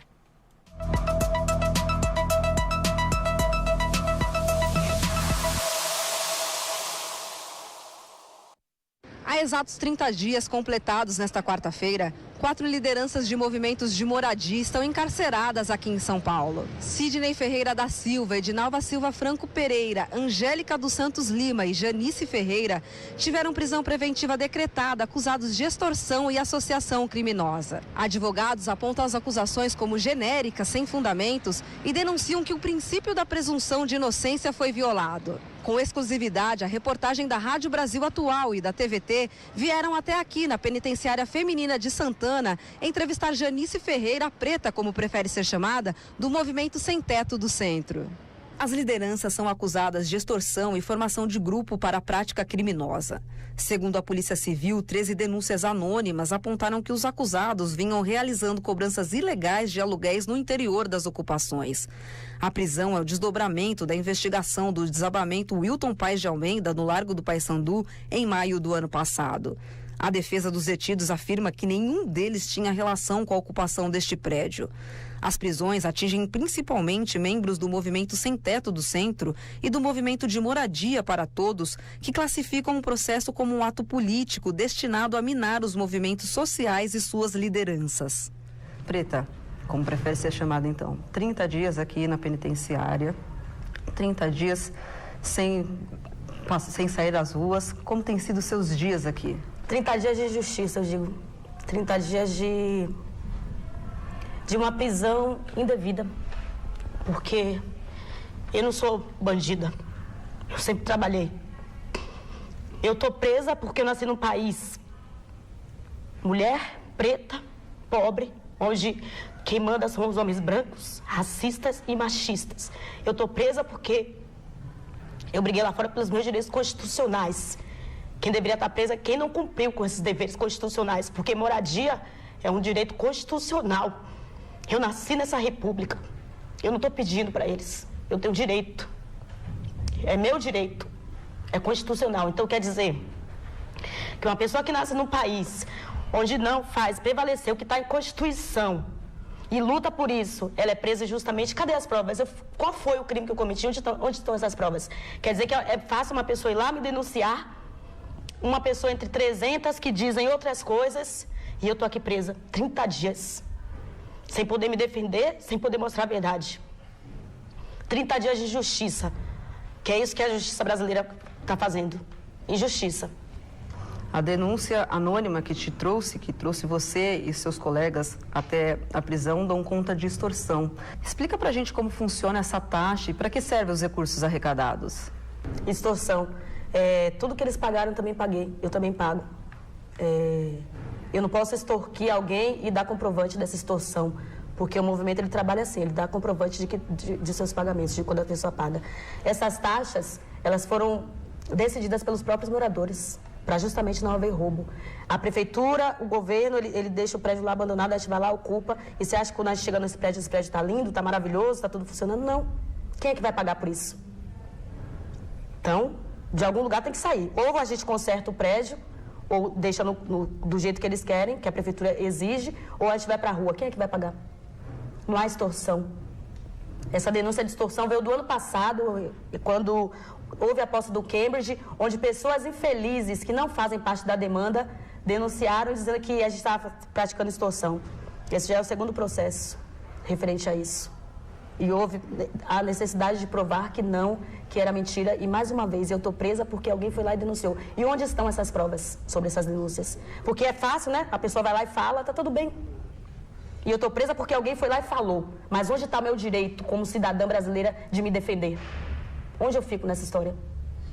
Tá, tudo bem, foi uma denúncia. Houve a denúncia e por que eu não tenho o direito de me defender? Por que eu estou presa antes mesmo de provar se essa denúncia é verídica ou não? Quem é que paga para os moradores morar? Quando a gente ocupa, não tem luz, não tem água. O prédio está deteriorado. Visitem a ocupação 9 de julho que vocês vão ver o antes e o depois. Vocês vão ver para onde vão esse dinheiro de extorsão. Vocês vão ver todas as notas de tudo que nós fazemos, todas as reformas. A prefeitura, o governo não nos ajuda em nada. Tudo sai do nosso bolso. E o mesmo que eles pagaram, eu também paguei. Porque se eles são demanda, eu também sou. Porque eu não vou fazer luta para os outros e não para mim. Tudo que eles pagaram, eu também paguei. Não há extorsão. Eu não posso extorquir alguém e dar recibo. Onde que existe isso? Existe um estatuto do movimento e atas, onde todos os moradores em assembleia decidiram, assim como todas as decisões que são tomadas dentro das ocupações vêm dos próprios moradores. Tudo é decidido em assembleia, são eles que decidem, não sou eu. E os recursos arrecadados são utilizados ali mesmo para a benfeitoria? Dentro das próprias ocupações, para a benfeitoria, a gente paga advogado, paga porteiro, porque quem é que trabalha de graça? Você trabalha de graça? Ninguém. Eu preciso pagar minhas contas, eu não trabalho de graça. Porteiro 24 horas, advogado, administrador, corpo administrativo, assistente social. Quem é que trabalha de graça, gente? Vocês trabalham de graça? Porque se vocês trabalharem de graça, vão lá no movimento trabalhar. Nem o governo trabalha de graça. E eu vou ter que trabalhar de graça? Não. É justo. Eu tenho que pagar. A gente tem que pagar para essas pessoas que fazem favores ao movimento.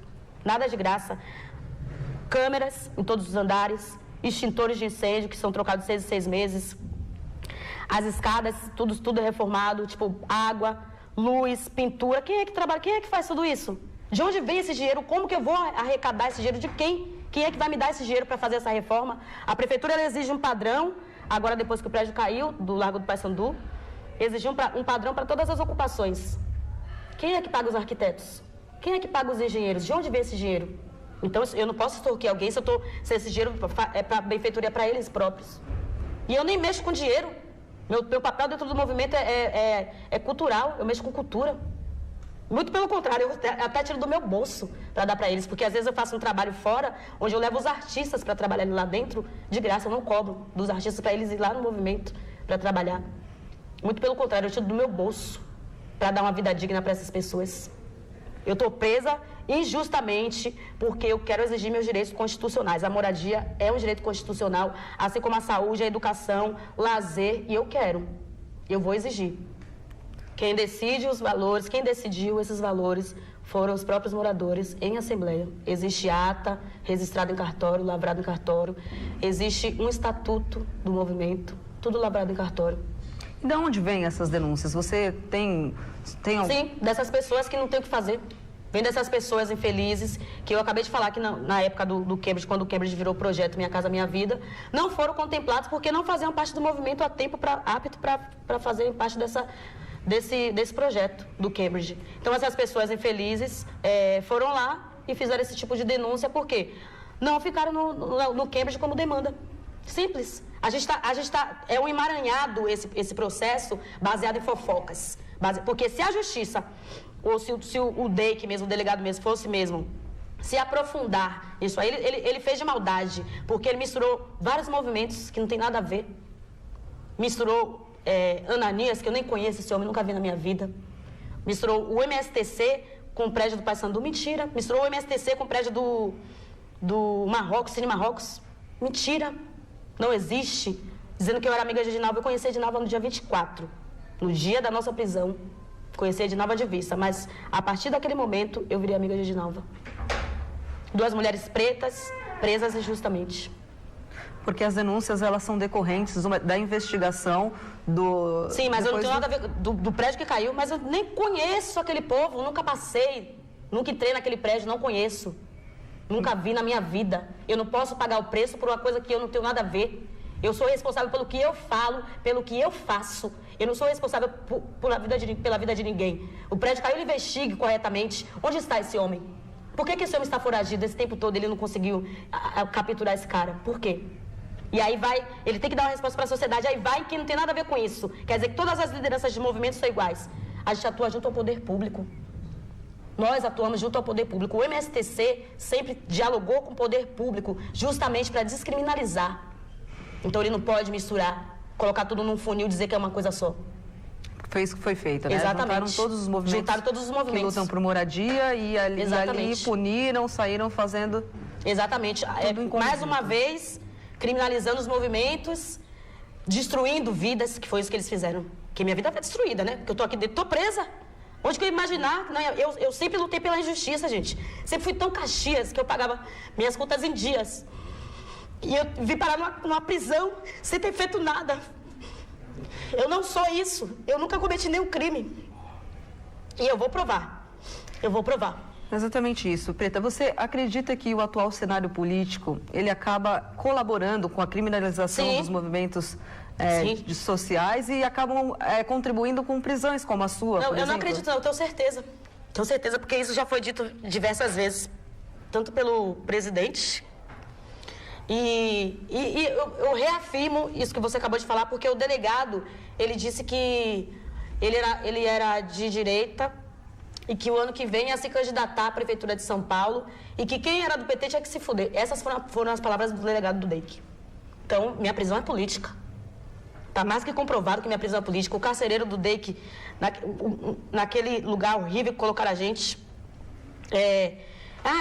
esse povo do PT tem que se fuder mesmo. Palavras dele, eu reafirmo, palavras dele. É do PT, tem que se fuder. Disseram que a gente assinou para ir para Franco da Rocha, sabendo que nós éramos nível superior. E ele leu lá, ele viu nosso diploma e levou a gente para Franco da Rocha. Sabendo que nós éramos nível superior e que a gente não tinha feito nada. Fez um emaranhado, inventou, fez um roteiro, uma ficção. Acho que está na hora desse povo começar a trabalhar, parar de fingir, desmascarar. Dê resposta à sociedade, mas dê uma resposta concreta. Dê uma resposta verídica. Não invente fatos. Eu não sou bandida. Eu não cometi nenhum crime para estar aqui. E eu vou provar.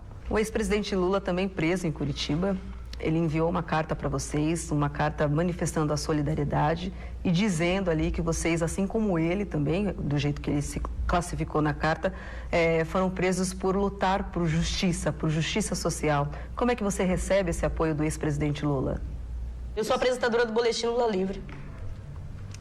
Além de militante do MSTC desde criança, porque eu não sou apenas uma militante. Eu estou exigindo meu direito constitucional. É meu. Não é militância. É lutar por justiça. É lutar para que meus direitos constitucionais sejam prevalecidos. Lula foi uma pessoa que deu sim oportunidade, que ouviu tanto os movimentos sociais quanto os mais pobres. Então, eu sei o que ele está passando, ele sabe o que eu estou passando. Essa é a carta de apoio, essa é a carta resposta. Nós sabemos o que é que a gente está vivendo, por que nós estamos presos. Essa é a ditadura de 2019, né? E para você, Preta, como é representar o sonho da casa própria, da moradia digna para tantas famílias? Como é? Para mim é questão de honra. Questão de honra, porque é feio, né? Você ter que lutar para conquistar um direito constitucional. É feio você nascer num país, morar num país, onde você tem que explicar ao poder público que está na lei, que é meu. Para mim é questão de honra. Querem acabar com os movimentos de moradia? Sejam competentes. Dê moradia a quem precisa. Porque ninguém ocupa porque quer, não. A gente ocupa pela necessidade. A gente ocupa para não morrer na rua de frio, como estão morrendo aí no inverno. É para isso que a gente ocupa. Nós não somos vândalos. A gente ocupa porque precisa. Há necessidade de moradia. Diminua o déficit habitacional da cidade de São Paulo de moradia. Diminua no país inteiro. Ninguém ocupa porque quer, não. Você acha que eu não queria ter um apartamento, ter minha casa? Eu queria sim. Queria. Mas como que eu vou comprar? Ou eu trabalho para comer, vestir, pagar aluguel, ou eu trabalho para pagar moradia. Não existe. Onde na cidade de São Paulo que alguém vive com um salário mínimo? Não existe. Ninguém ocupa porque quer, não. Quem ocupa não tem culpa. A gente ocupa porque há necessidade de ocupar. Ocupa para sobreviver, para não morrer. É para isso que a gente ocupa. Em vez de criminalizar os movimentos de moradia, trabalhem com eles. Aprenda como que se faz gestão pública para pobre, para morador de baixa renda. Em vez de criminalizar, busquem, vão lá saber. Vão atrás, parem de ficar ouvindo notícias em redes de TV que só está ali para menosprezar o pobre, para acabar com a raça do pobre mais ainda. Vão atrás para querer saber quem são esses movimentos. Investiguem também essas pessoas que estão aí denunciando. Vão atrás dessas pessoas, porque vocês investigam a nossa vida inteira. E essas pessoas que estão aí denunciando, quem são? São bons samaritanos? São muito bonzinhos. Mas investigue para ver de onde vem, quem são. Investigue seus bens também. Que é muito fácil investigar quem está na linha de frente e não investigar quem está nessas denúncias, né? Agora sim, há aqueles que apontam, há aqueles que criminalizam, mas também logo após a prisão de vocês, os movimentos sociais, populares, lançaram um comitê de defesa pedindo, exigindo a liberdade de vocês. Também tem artistas na causa, a Maria Gadu, a Ana Canha, Chico César, todo mundo apoiando, denunciando, fazendo movimentos, manifestações lá fora. Como é que você recebe esse apoio? Como é que você e seus colegas, né, recebem esse apoio? Porque a Edinalva também está aqui junto com você. Eu gostaria que você falasse sobre isso. Primeiro quero agradecer meus amigos, né, que são pessoas muito fiéis e eles também trabalham com o movimento. Eles sabem qual é o movimento que eu trabalho, que é o MSTC, e eles sabem como funciona. Nenhum artista ia dar seu nome para uma pessoa que fosse errada. Nenhum artista ia dar sua cara, sua face, ia colocar seu nome, sabendo que eu fosse uma criminosa. Então, isso já é mais uma forma de provar que eu sou inocente, de que eu estou aqui justamente. Foram para a porta do DEIC, foram lá, pediram, exigiram, manifestaram. É importante receber um apoio como este, neste momento. É gratificante, né? É importante e isso faz com que eu tenha mais força de vontade para lutar, sabe? Isso me dá mais garra ainda. Para quando sair daqui, lutar 2 vezes mais. Eu vou sair daqui mais forte do que eu entrei. Porque eles não vão me derrotar. Não vai ser essa prisão. Eles não podem me manter aqui para sempre. Uma hora eu vou ter que sair. E eu vou querer cobrar tudo e todos. Tudo e todos. E eu vou lutar 2 vezes mais do que eu já lutava. E eu não achei que eu fosse tão forte assim, né? Porque depois dessa prisão eu falei, caramba, então devo ser muito importante, né? Para estar aqui presa. Então, já que eu sou importante, eu vou fazer essa importância prevalecer. A Justiça também expediu um mandato de prisão preventiva contra a Carmen Ferreira Silva, líder do MSTC, sua mãe também, sim, né? Mãe do Sidney. Já teve um processo semelhante a esse contra ela. Ela foi acusada, ela foi inocentada e agora vem de novo... Pelas mesmas pessoas que tinham feito o primeiro processo. E agora vem de novo. Como que uma pessoa pode responder pelo crime 2 vezes, mesmo crime 2 vezes? Justiça, vocês têm que trabalhar direito. É sério. Está na hora de vocês trabalharem. É impossível uma pessoa pagar pelo mesmo crime 2 vezes. Ela já foi inocentada dessas mesmas acusações. Pela mesma pessoa. De novo, essa pessoa... Isso prova o quê? que essa pessoa, mais uma vez, está agindo de má fé e brincando com a justiça. Porque vocês investigam a vida da Carmen inteira, prende os filhos dela. E essa pessoa que está denunciando mais uma vez, de novo, as mesmas acusações, já investigaram? Já pararam para pensar? Carmen foi ameaçada por essa pessoa. Vocês não tomaram nenhuma providência. Eu tenho um boletim de ocorrência, um processo de ameaça que sofremos. Vocês investigaram? Cadê o resultado? E eu estou presa. E eu que não fiz nada, estou presa. Vocês têm que trabalhar. É impossível a justiça nesse país ter lado. É impossível. Essas pessoas não são coitadinhas. Essas pessoas não são miseráveis como elas dizem. É mentira. Elas estão brincando com a justiça, gastando o dinheiro do poder público em vão. A dor é ainda maior por ter sua mãe num processo como esse, por ter seu irmão preso junto com você. É maior ainda saber de toda a luta, tudo que vocês passam para manter. Eu já fui na ocupação 9 de julho, já estive lá, já visitei, fui numa coletiva de imprensa lá também, testemunhei o trabalho que é feito lá e de repente vinha essa prisão em família, aumenta ainda mais a indignação, a dor ou te dá força para lutar? Me dá força, muita força. Me dá força porque eu tenho certeza que eu estou no caminho certo. Estou fazendo o trabalho correto, porque se eu não tivesse, eu não estaria aqui presa. Ninguém chuta cachorro morto. Eu estou incomodando. E eu quero saber em que eu estou incomodando e a quem. Eu queria que você falasse um pouquinho mais detalhado dos seus dias aqui. Você está onde? Você está em cela especial? Como é que tem sido o dia a dia, assim? Dá esse panorama pra gente. Bom, eu tô no presídio de Santana, na penitenciária feminina. Estou em cela especial, porque eu tenho um nível superior. Meus dias aqui são... Não tenho o que fazer, né? Então, eu tenho minhas companheiras, as minhas outras pessoas que estão presas lá, tipo... E é normal, tipo... Não tenho... Converso bastante, faço caminhada.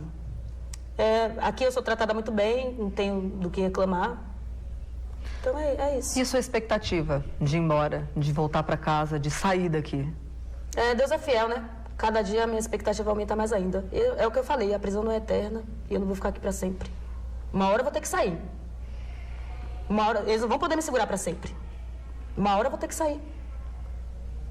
Eu quero sair, eu quero provar minha inocência e eu vou querer que todas essas pessoas que fizeram essa falsa denúncia paguem, porque eu não vou deixar isso quieto. Não vou deixar. São 30 dias de uma prisão injusta. 30 dias que eu estou privada do meu direito de ir e vir. 30 dias que eu não trabalho. 30 dias que eu não vejo minha família. 30 dias da minha vida destroçada. Eu vou querer. Todas essas pessoas vão pagar. Eu queria que você fizesse agora suas considerações finais, né? Olhasse para a câmera, mandasse o seu recado. Tem tanta gente que queria vir aqui, que queria te dar esse abraço. Você também tem recebido visitas aqui dentro, né? E eu queria que você falasse sobre isso. Tem muita gente que gostaria de poder estar aqui com você, ter esse contato. Então, é um canal de comunicação que a nossa reportagem vai fazer com quem está lá do outro lado querendo falar com a Preta. Pessoal da Ocupação 9 de Julho, pessoal do MSTC, não desistam da luta de vocês.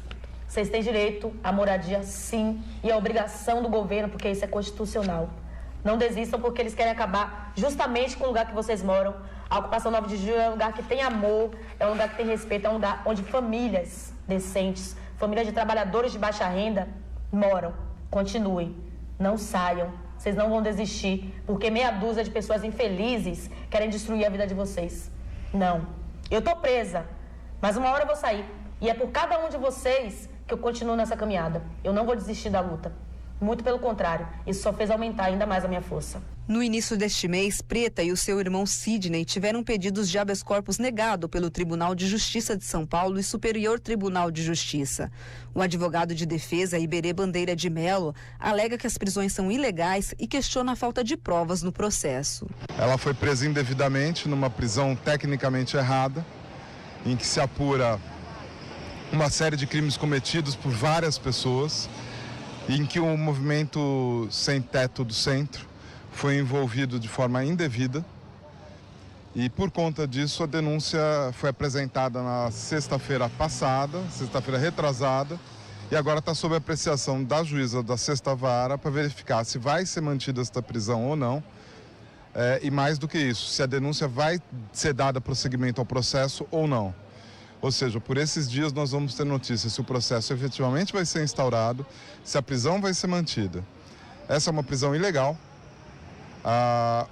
Propositadamente envolveram vários movimentos que não se conversam, não se conhecem e não trabalham juntos, como se fosse uma grande quadrilha, uma grande organização para a extorsão de pessoas necessitadas. O movimento Sem Teto do Centro não faz parte de nenhum tipo de esquema de extorsão. A Preta, em especial, além de ser uma grande produtora cultural, artista, atriz, cantora, música, é também uma pessoa que tem um papel de destaque dentro do movimento. Ontem nós fizemos um pedido de liberdade provisória. Vamos aguardar a decisão da juíza serenamente. Acreditamos que ela vai ser solta num breve espaço e já temos também um habeas corpus correndo para ser julgado. Também só questionando a prisão em si. Os próximos passos no processo vão ser apresentar uma defesa técnica e depois o julgamento do processo. A expectativa é que isso ocorra num prazo de 90 a 120 dias, mais ou menos. A gente queria agradecer o carinho de vocês. Tô bem nesse lugar, mas tô bem. Eles prenderam meu corpo. Só. Minhas ideias continuam as mesmas. Quando eu sair daqui, a gente vai lutar 2 vezes mais. Se cuidem, sejam firmes e não desistam. Não desistam da luta, porque se eu tô aqui é porque eu acredito em cada um de vocês. Eu sei que vocês também acreditam em mim.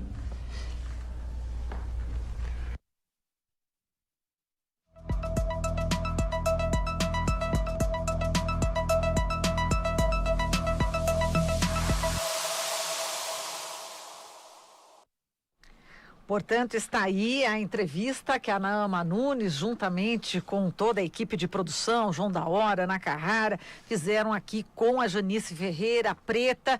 Depoimento bastante emocionante. Ela se emocionou em diversos momentos, né? E ela falando, né, que ela nunca cometeu nenhum crime, né? Então ela vai provar e está dizendo que realmente ela está incomodando alguém, né?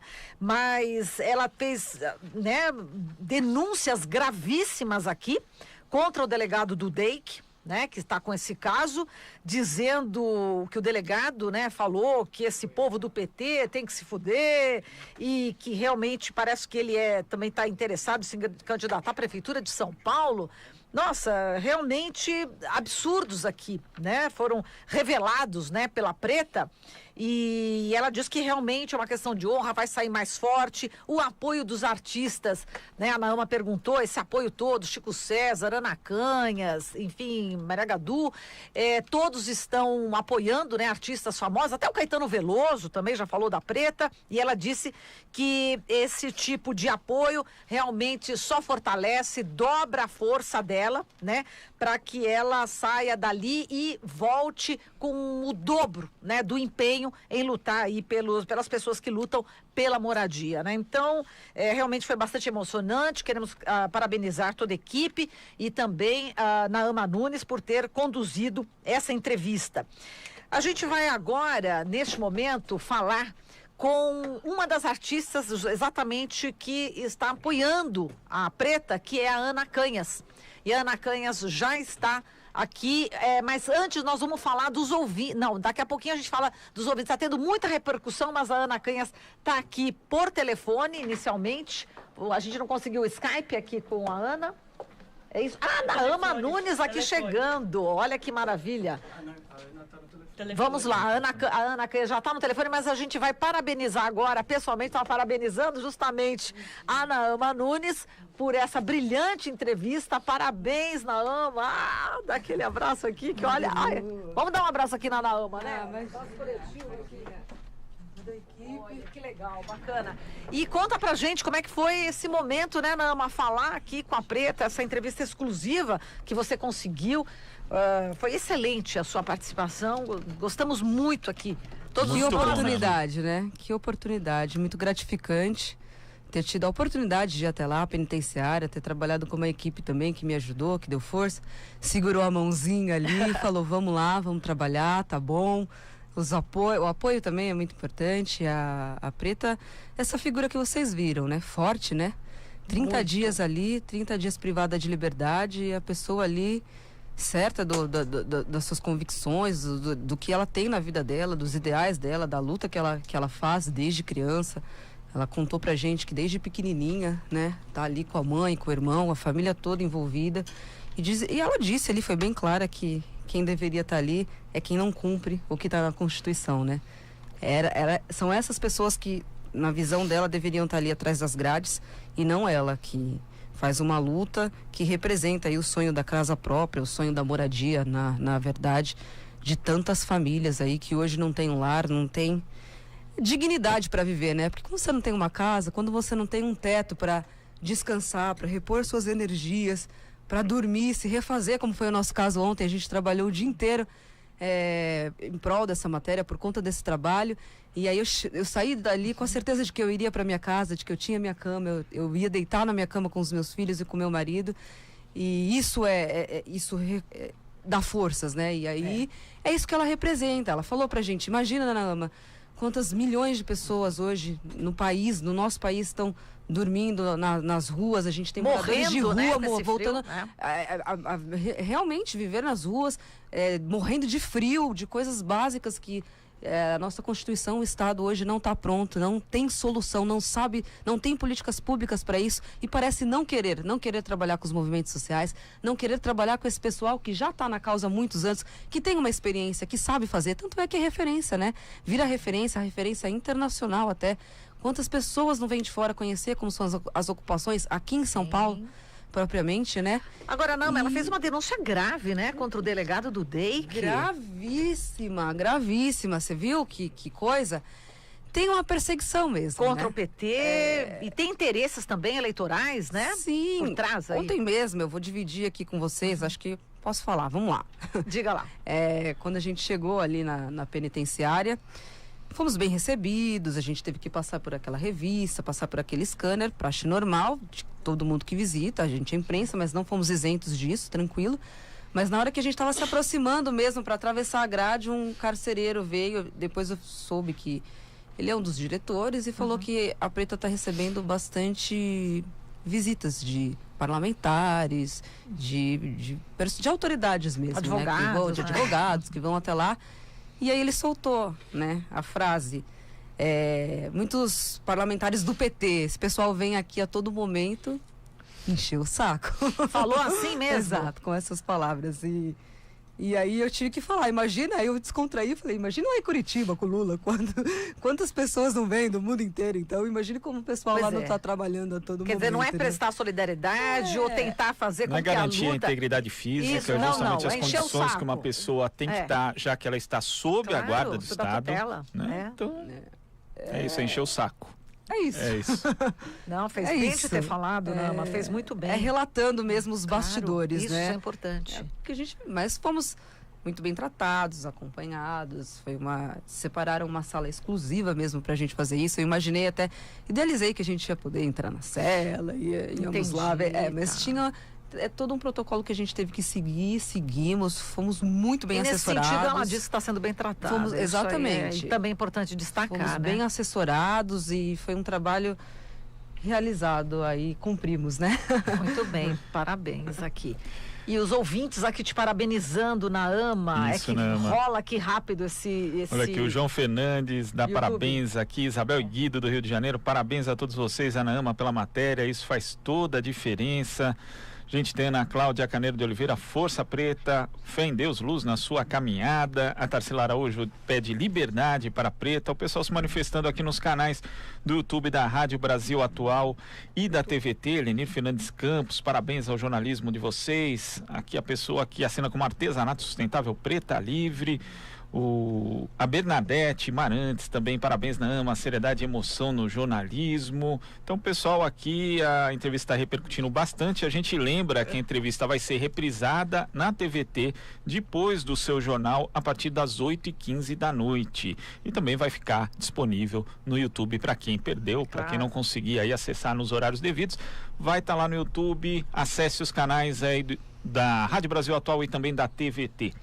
Bom, agora a gente vai falar com a Ana Canhas. Obrigada, Ana Ama, pela sua participação. Obrigada a todos. Obrigada à equipe que estava comigo ontem também. A Ana Rosa Carrara e o João da Hora também. Se desdobraram, né? Editando aqui também com você, né, Ana Ama? Parabéns para toda a equipe. Bom, agora vamos falar com a Ana Canhas, que está já na ponta da linha. Olá, Ana Canhas. Oi, gente, bom dia. Bom dia, tudo bem? Bom, cantora, compositora. Ela você acompanhou, né, a entrevista da Preta e você viu que a força dos artistas é muito importante, né?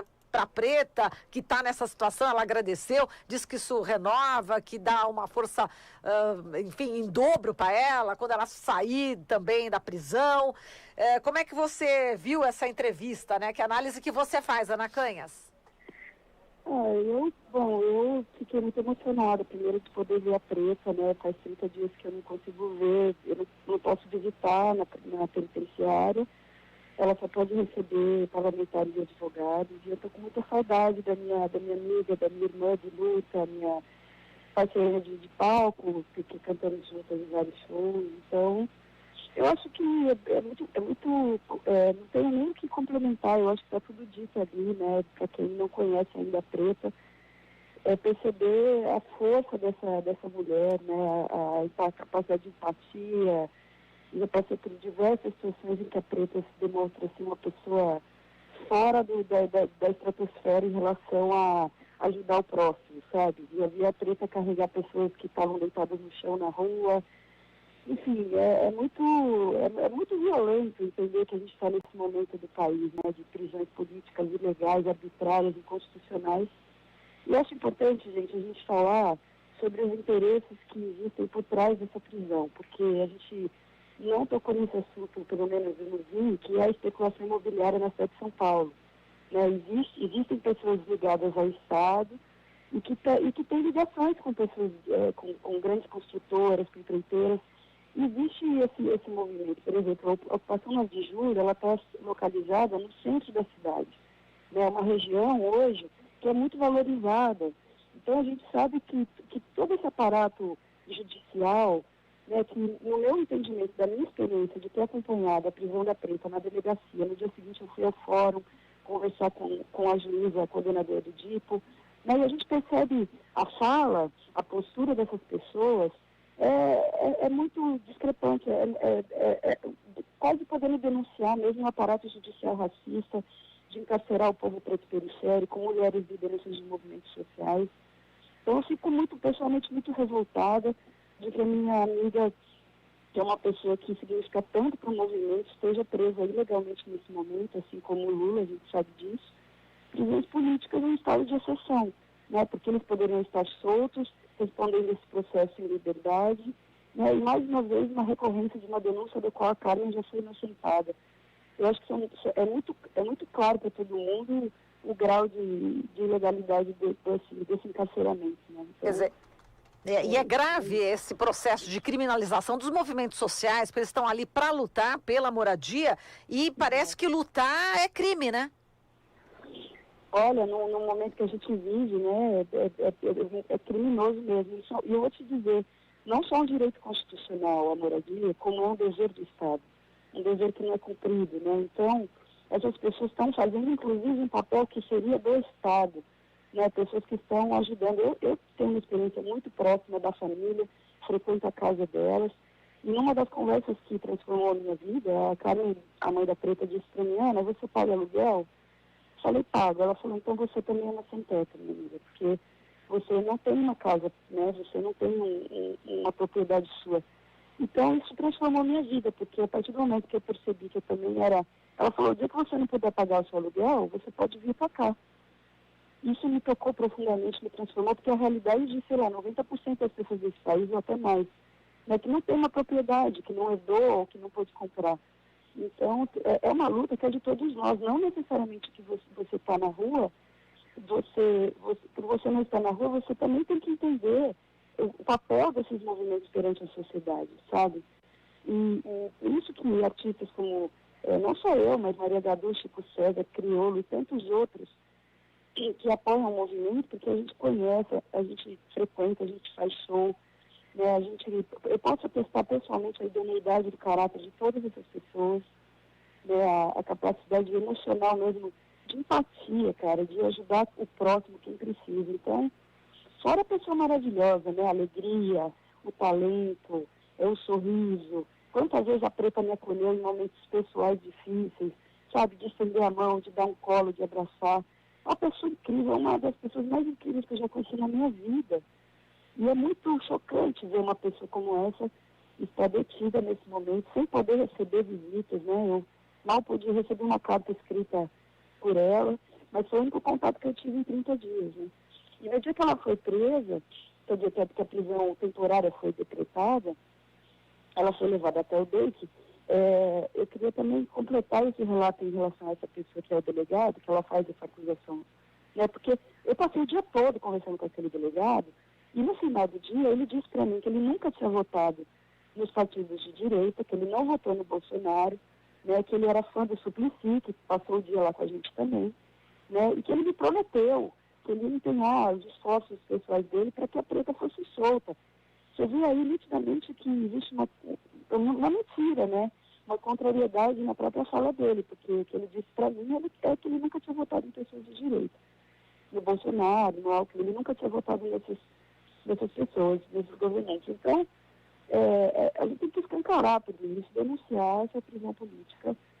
Só para quem não acompanhou, Ana Canhas, é importante dizer, porque a gente está no rádio, na TV, no YouTube, e de repente a pessoa perdeu esse trecho da fala da Preta, e ela disse o seguinte, né, que o delegado do DEIC disse, né, esse povo do PT tem que se fuder. Né? Então, realmente, baixo nível total, manipulação e interferindo, né, nessa parte jurídica dessa forma. O Glauco está aqui do meu lado, ele também já fez até... Não, então, bom dia, Ana, Marilu.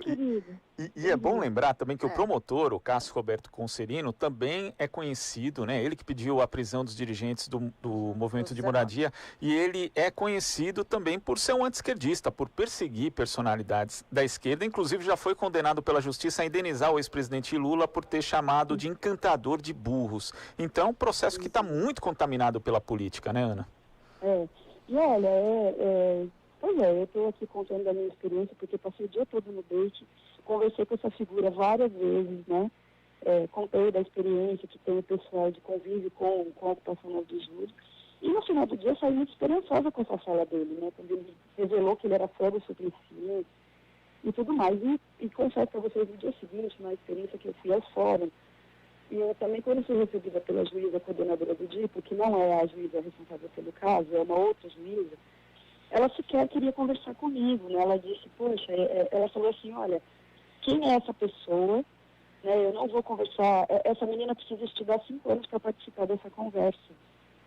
Quer dizer, dando a entender que eu deveria estudar direito ou algo do tipo para poder falar. Acontece que eu faço parte da classe artística, tenho voz ativa perante a sociedade e estava ali cumprindo uma função social de denunciar a tentativa de criminalizar o movimento social e cumprir a minha parte perante a sociedade como representante da classe artística que tem direito à voz, que tem direito a dizer e expressar. Né? E fui tolhida, fiquei extremamente consternada, constrangida, né? E fiquei até com medo de prejudicar a Preta nesse momento, porque a fala dela foi muito incisiva. Então, assim, é muito... A própria experiência de ir ao fórum, gente, é uma experiência, assim, tão chocante, porque você vê o tempo todo pessoas que estão detidas, passando algemadas nos corredores do fórum, e é uma situação muito humilhante, porque eles passam com essas pessoas algemadas com as mãos para cima, essas pessoas com a cabeça baixa, e eu vou dizer para vocês, todas as pessoas que eu vi eram pessoas pretas, mulheres pretas, homens pretos. Então você vê que é um aparato do judiciário racista, porque não é uma pessoa branca cruzando aquele corredor. Eu fiquei extremamente... Olha, eu fiquei muito deprimida, passei dias chorando, porque essa é a realidade no nosso país, né? Exato. É um aparato para prender pessoas pobres e pretas e manutenção de privilégio de pessoas brancas, enfim, de homens que ocupam aí posições de poder e decisão no Brasil. Só para a gente checar, Ana Canhas, quem que é o delegado que falou contigo, do DEIC? Eu não lembro o nome da figura agora. É o André? Mas... O André não. É o André não. Olha, é um senhor de 40 anos e enfim, eu não... É porque a gente tem aqui... só para checar, né? Porque a gente tem aqui o nome do delegado André Figueiredo, atual responsável pelo inquérito, né? Dessa questão toda no DEIC, né? Olha, mas, não sei se é a mesma pessoa com quem eu conversei. Foi o delegado que fez a primeira assessoria de imprensa lá, né, a coletiva de imprensa, foi essa figura. Então eu não sei se é o mesmo, você vai me desculpar, mas eu não gravei o nome dele. Perfeito. Bom, é isso, Ana Canhas. A gente agradece aqui a sua participação e e qual que é a sua expectativa, né? Agora, né?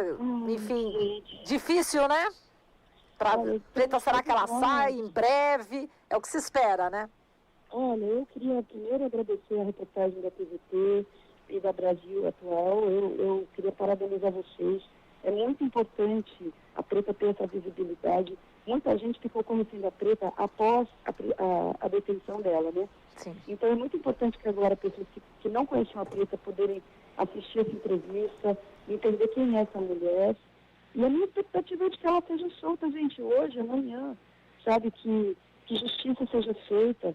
E é o que ela falou na entrevista, ela está tendo consciência do protagonismo dela no movimento. Porque quando eu conheci Preta, 2 anos atrás, eu dizia para ela, Preta, você tem consciência que você é a pessoa que vai enfim, você, depois da Carmen é você, né? E ela dizia para mim, não, mas eu não quero me envolver com esse movimento, não sei o quê. Ela ainda é muito não consciente da relevância do papel dela diante do movimento. E eu fiquei muito feliz de ver como ela tomou para si esse protagonismo nesse momento. E ela diz, né, eu vou dobrar a minha militância, eu vou dobrar a minha luta, porque muitas famílias dependem disso. Então, é uma mulher de muita fibra, de muita coragem, sabe, de muito amor no coração, de muito caráter, cara, sabe, de estender a mão para todo mundo. E a minha expectativa, gente, é que a justiça seja feita e de que ela seja solta, de todo o coração, entendeu? Porque nós amamos ela, precisamos dela na frente. E olha, vamos dizer também, importante pontuar, a ocupação 9 de julho é não só um lugar de resistência, de moradia, é um lugar de cultura, é um lugar onde shows acontecem, onde a gente tem comida sendo feita, comida vegana, biblioteca, cursos, palestras, filmes, entendeu? É um lugar que tem ainda uma contrapartida social, cultural, de saúde, né? Você tem atendimento médico, odontológico, pessoas cortando cabelo gratuitamente umas às outras. Cara, é um lugar de transformação social. Então é muito importante a gente entender isso, o papel da ocupação 9 de julho, na sociedade, da gente agradecer essas pessoas, que não só cumprem o papel do Estado de dever de moradia, como ainda oferecem contrapartida cultural e social para a cidade de São Paulo. A gente agradece aqui a sua participação, olha, emocionante, um super abraço para você e até a próxima, né? E vamos ver se a gente consegue te entrevistar no dia que a presa também for libertada, tá bem? Contem comigo, que se eu estiver lá, onde estiver nesse mundo, eu arranjo um telefone para tomar nessa luta, porque pela Preta, eu vou onde tiver que ir, defendo, abraço, porque eu conheço, sei, posso falar. E, cara, é o que ela falou, arrisco a minha carreira, arrisco minha música, arrisco tudo que eu consegui nesses 15 anos para defendê-la sempre. Olha, se a gente tivesse tempo, a gente ia até falar para você dar uma cantadinha aqui em homenagem à Preta, uma cantoria, assim, bonita. Olha, espero que a gente possa cantar juntos na próxima. Tá certo. Muito bem, um grande abraço, até mais, um beijo. Gente, Obrigada a você pela entrevista, cantora e compositora Ana Canhas. Você sintoniza Rádio Brasil Atual. 102,7 Noroeste Paulista, 93,3 Litoral Paulista, 98,9 São Paulo.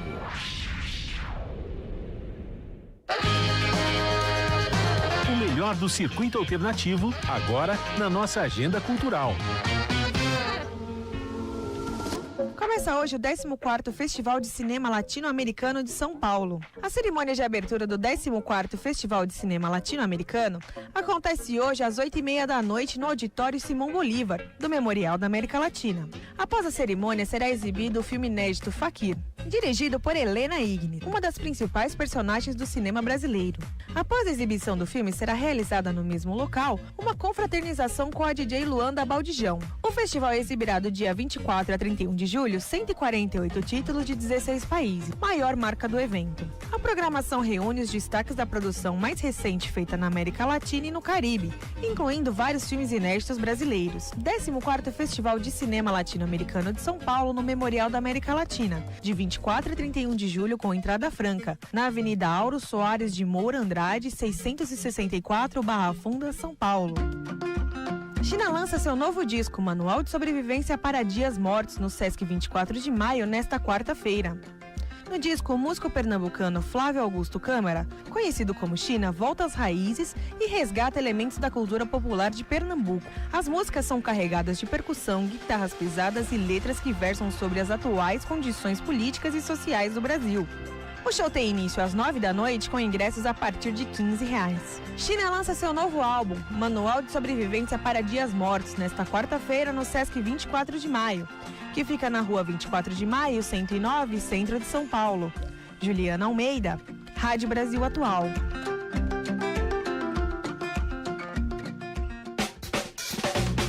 Bom, e agora só dar um tchauzinho pra vocês rapidamente, que já estourou aqui o horário. A gente volta amanhã às 7 horas. Beijo, gente. Até mais. Bom dia, até amanhã. Tchau.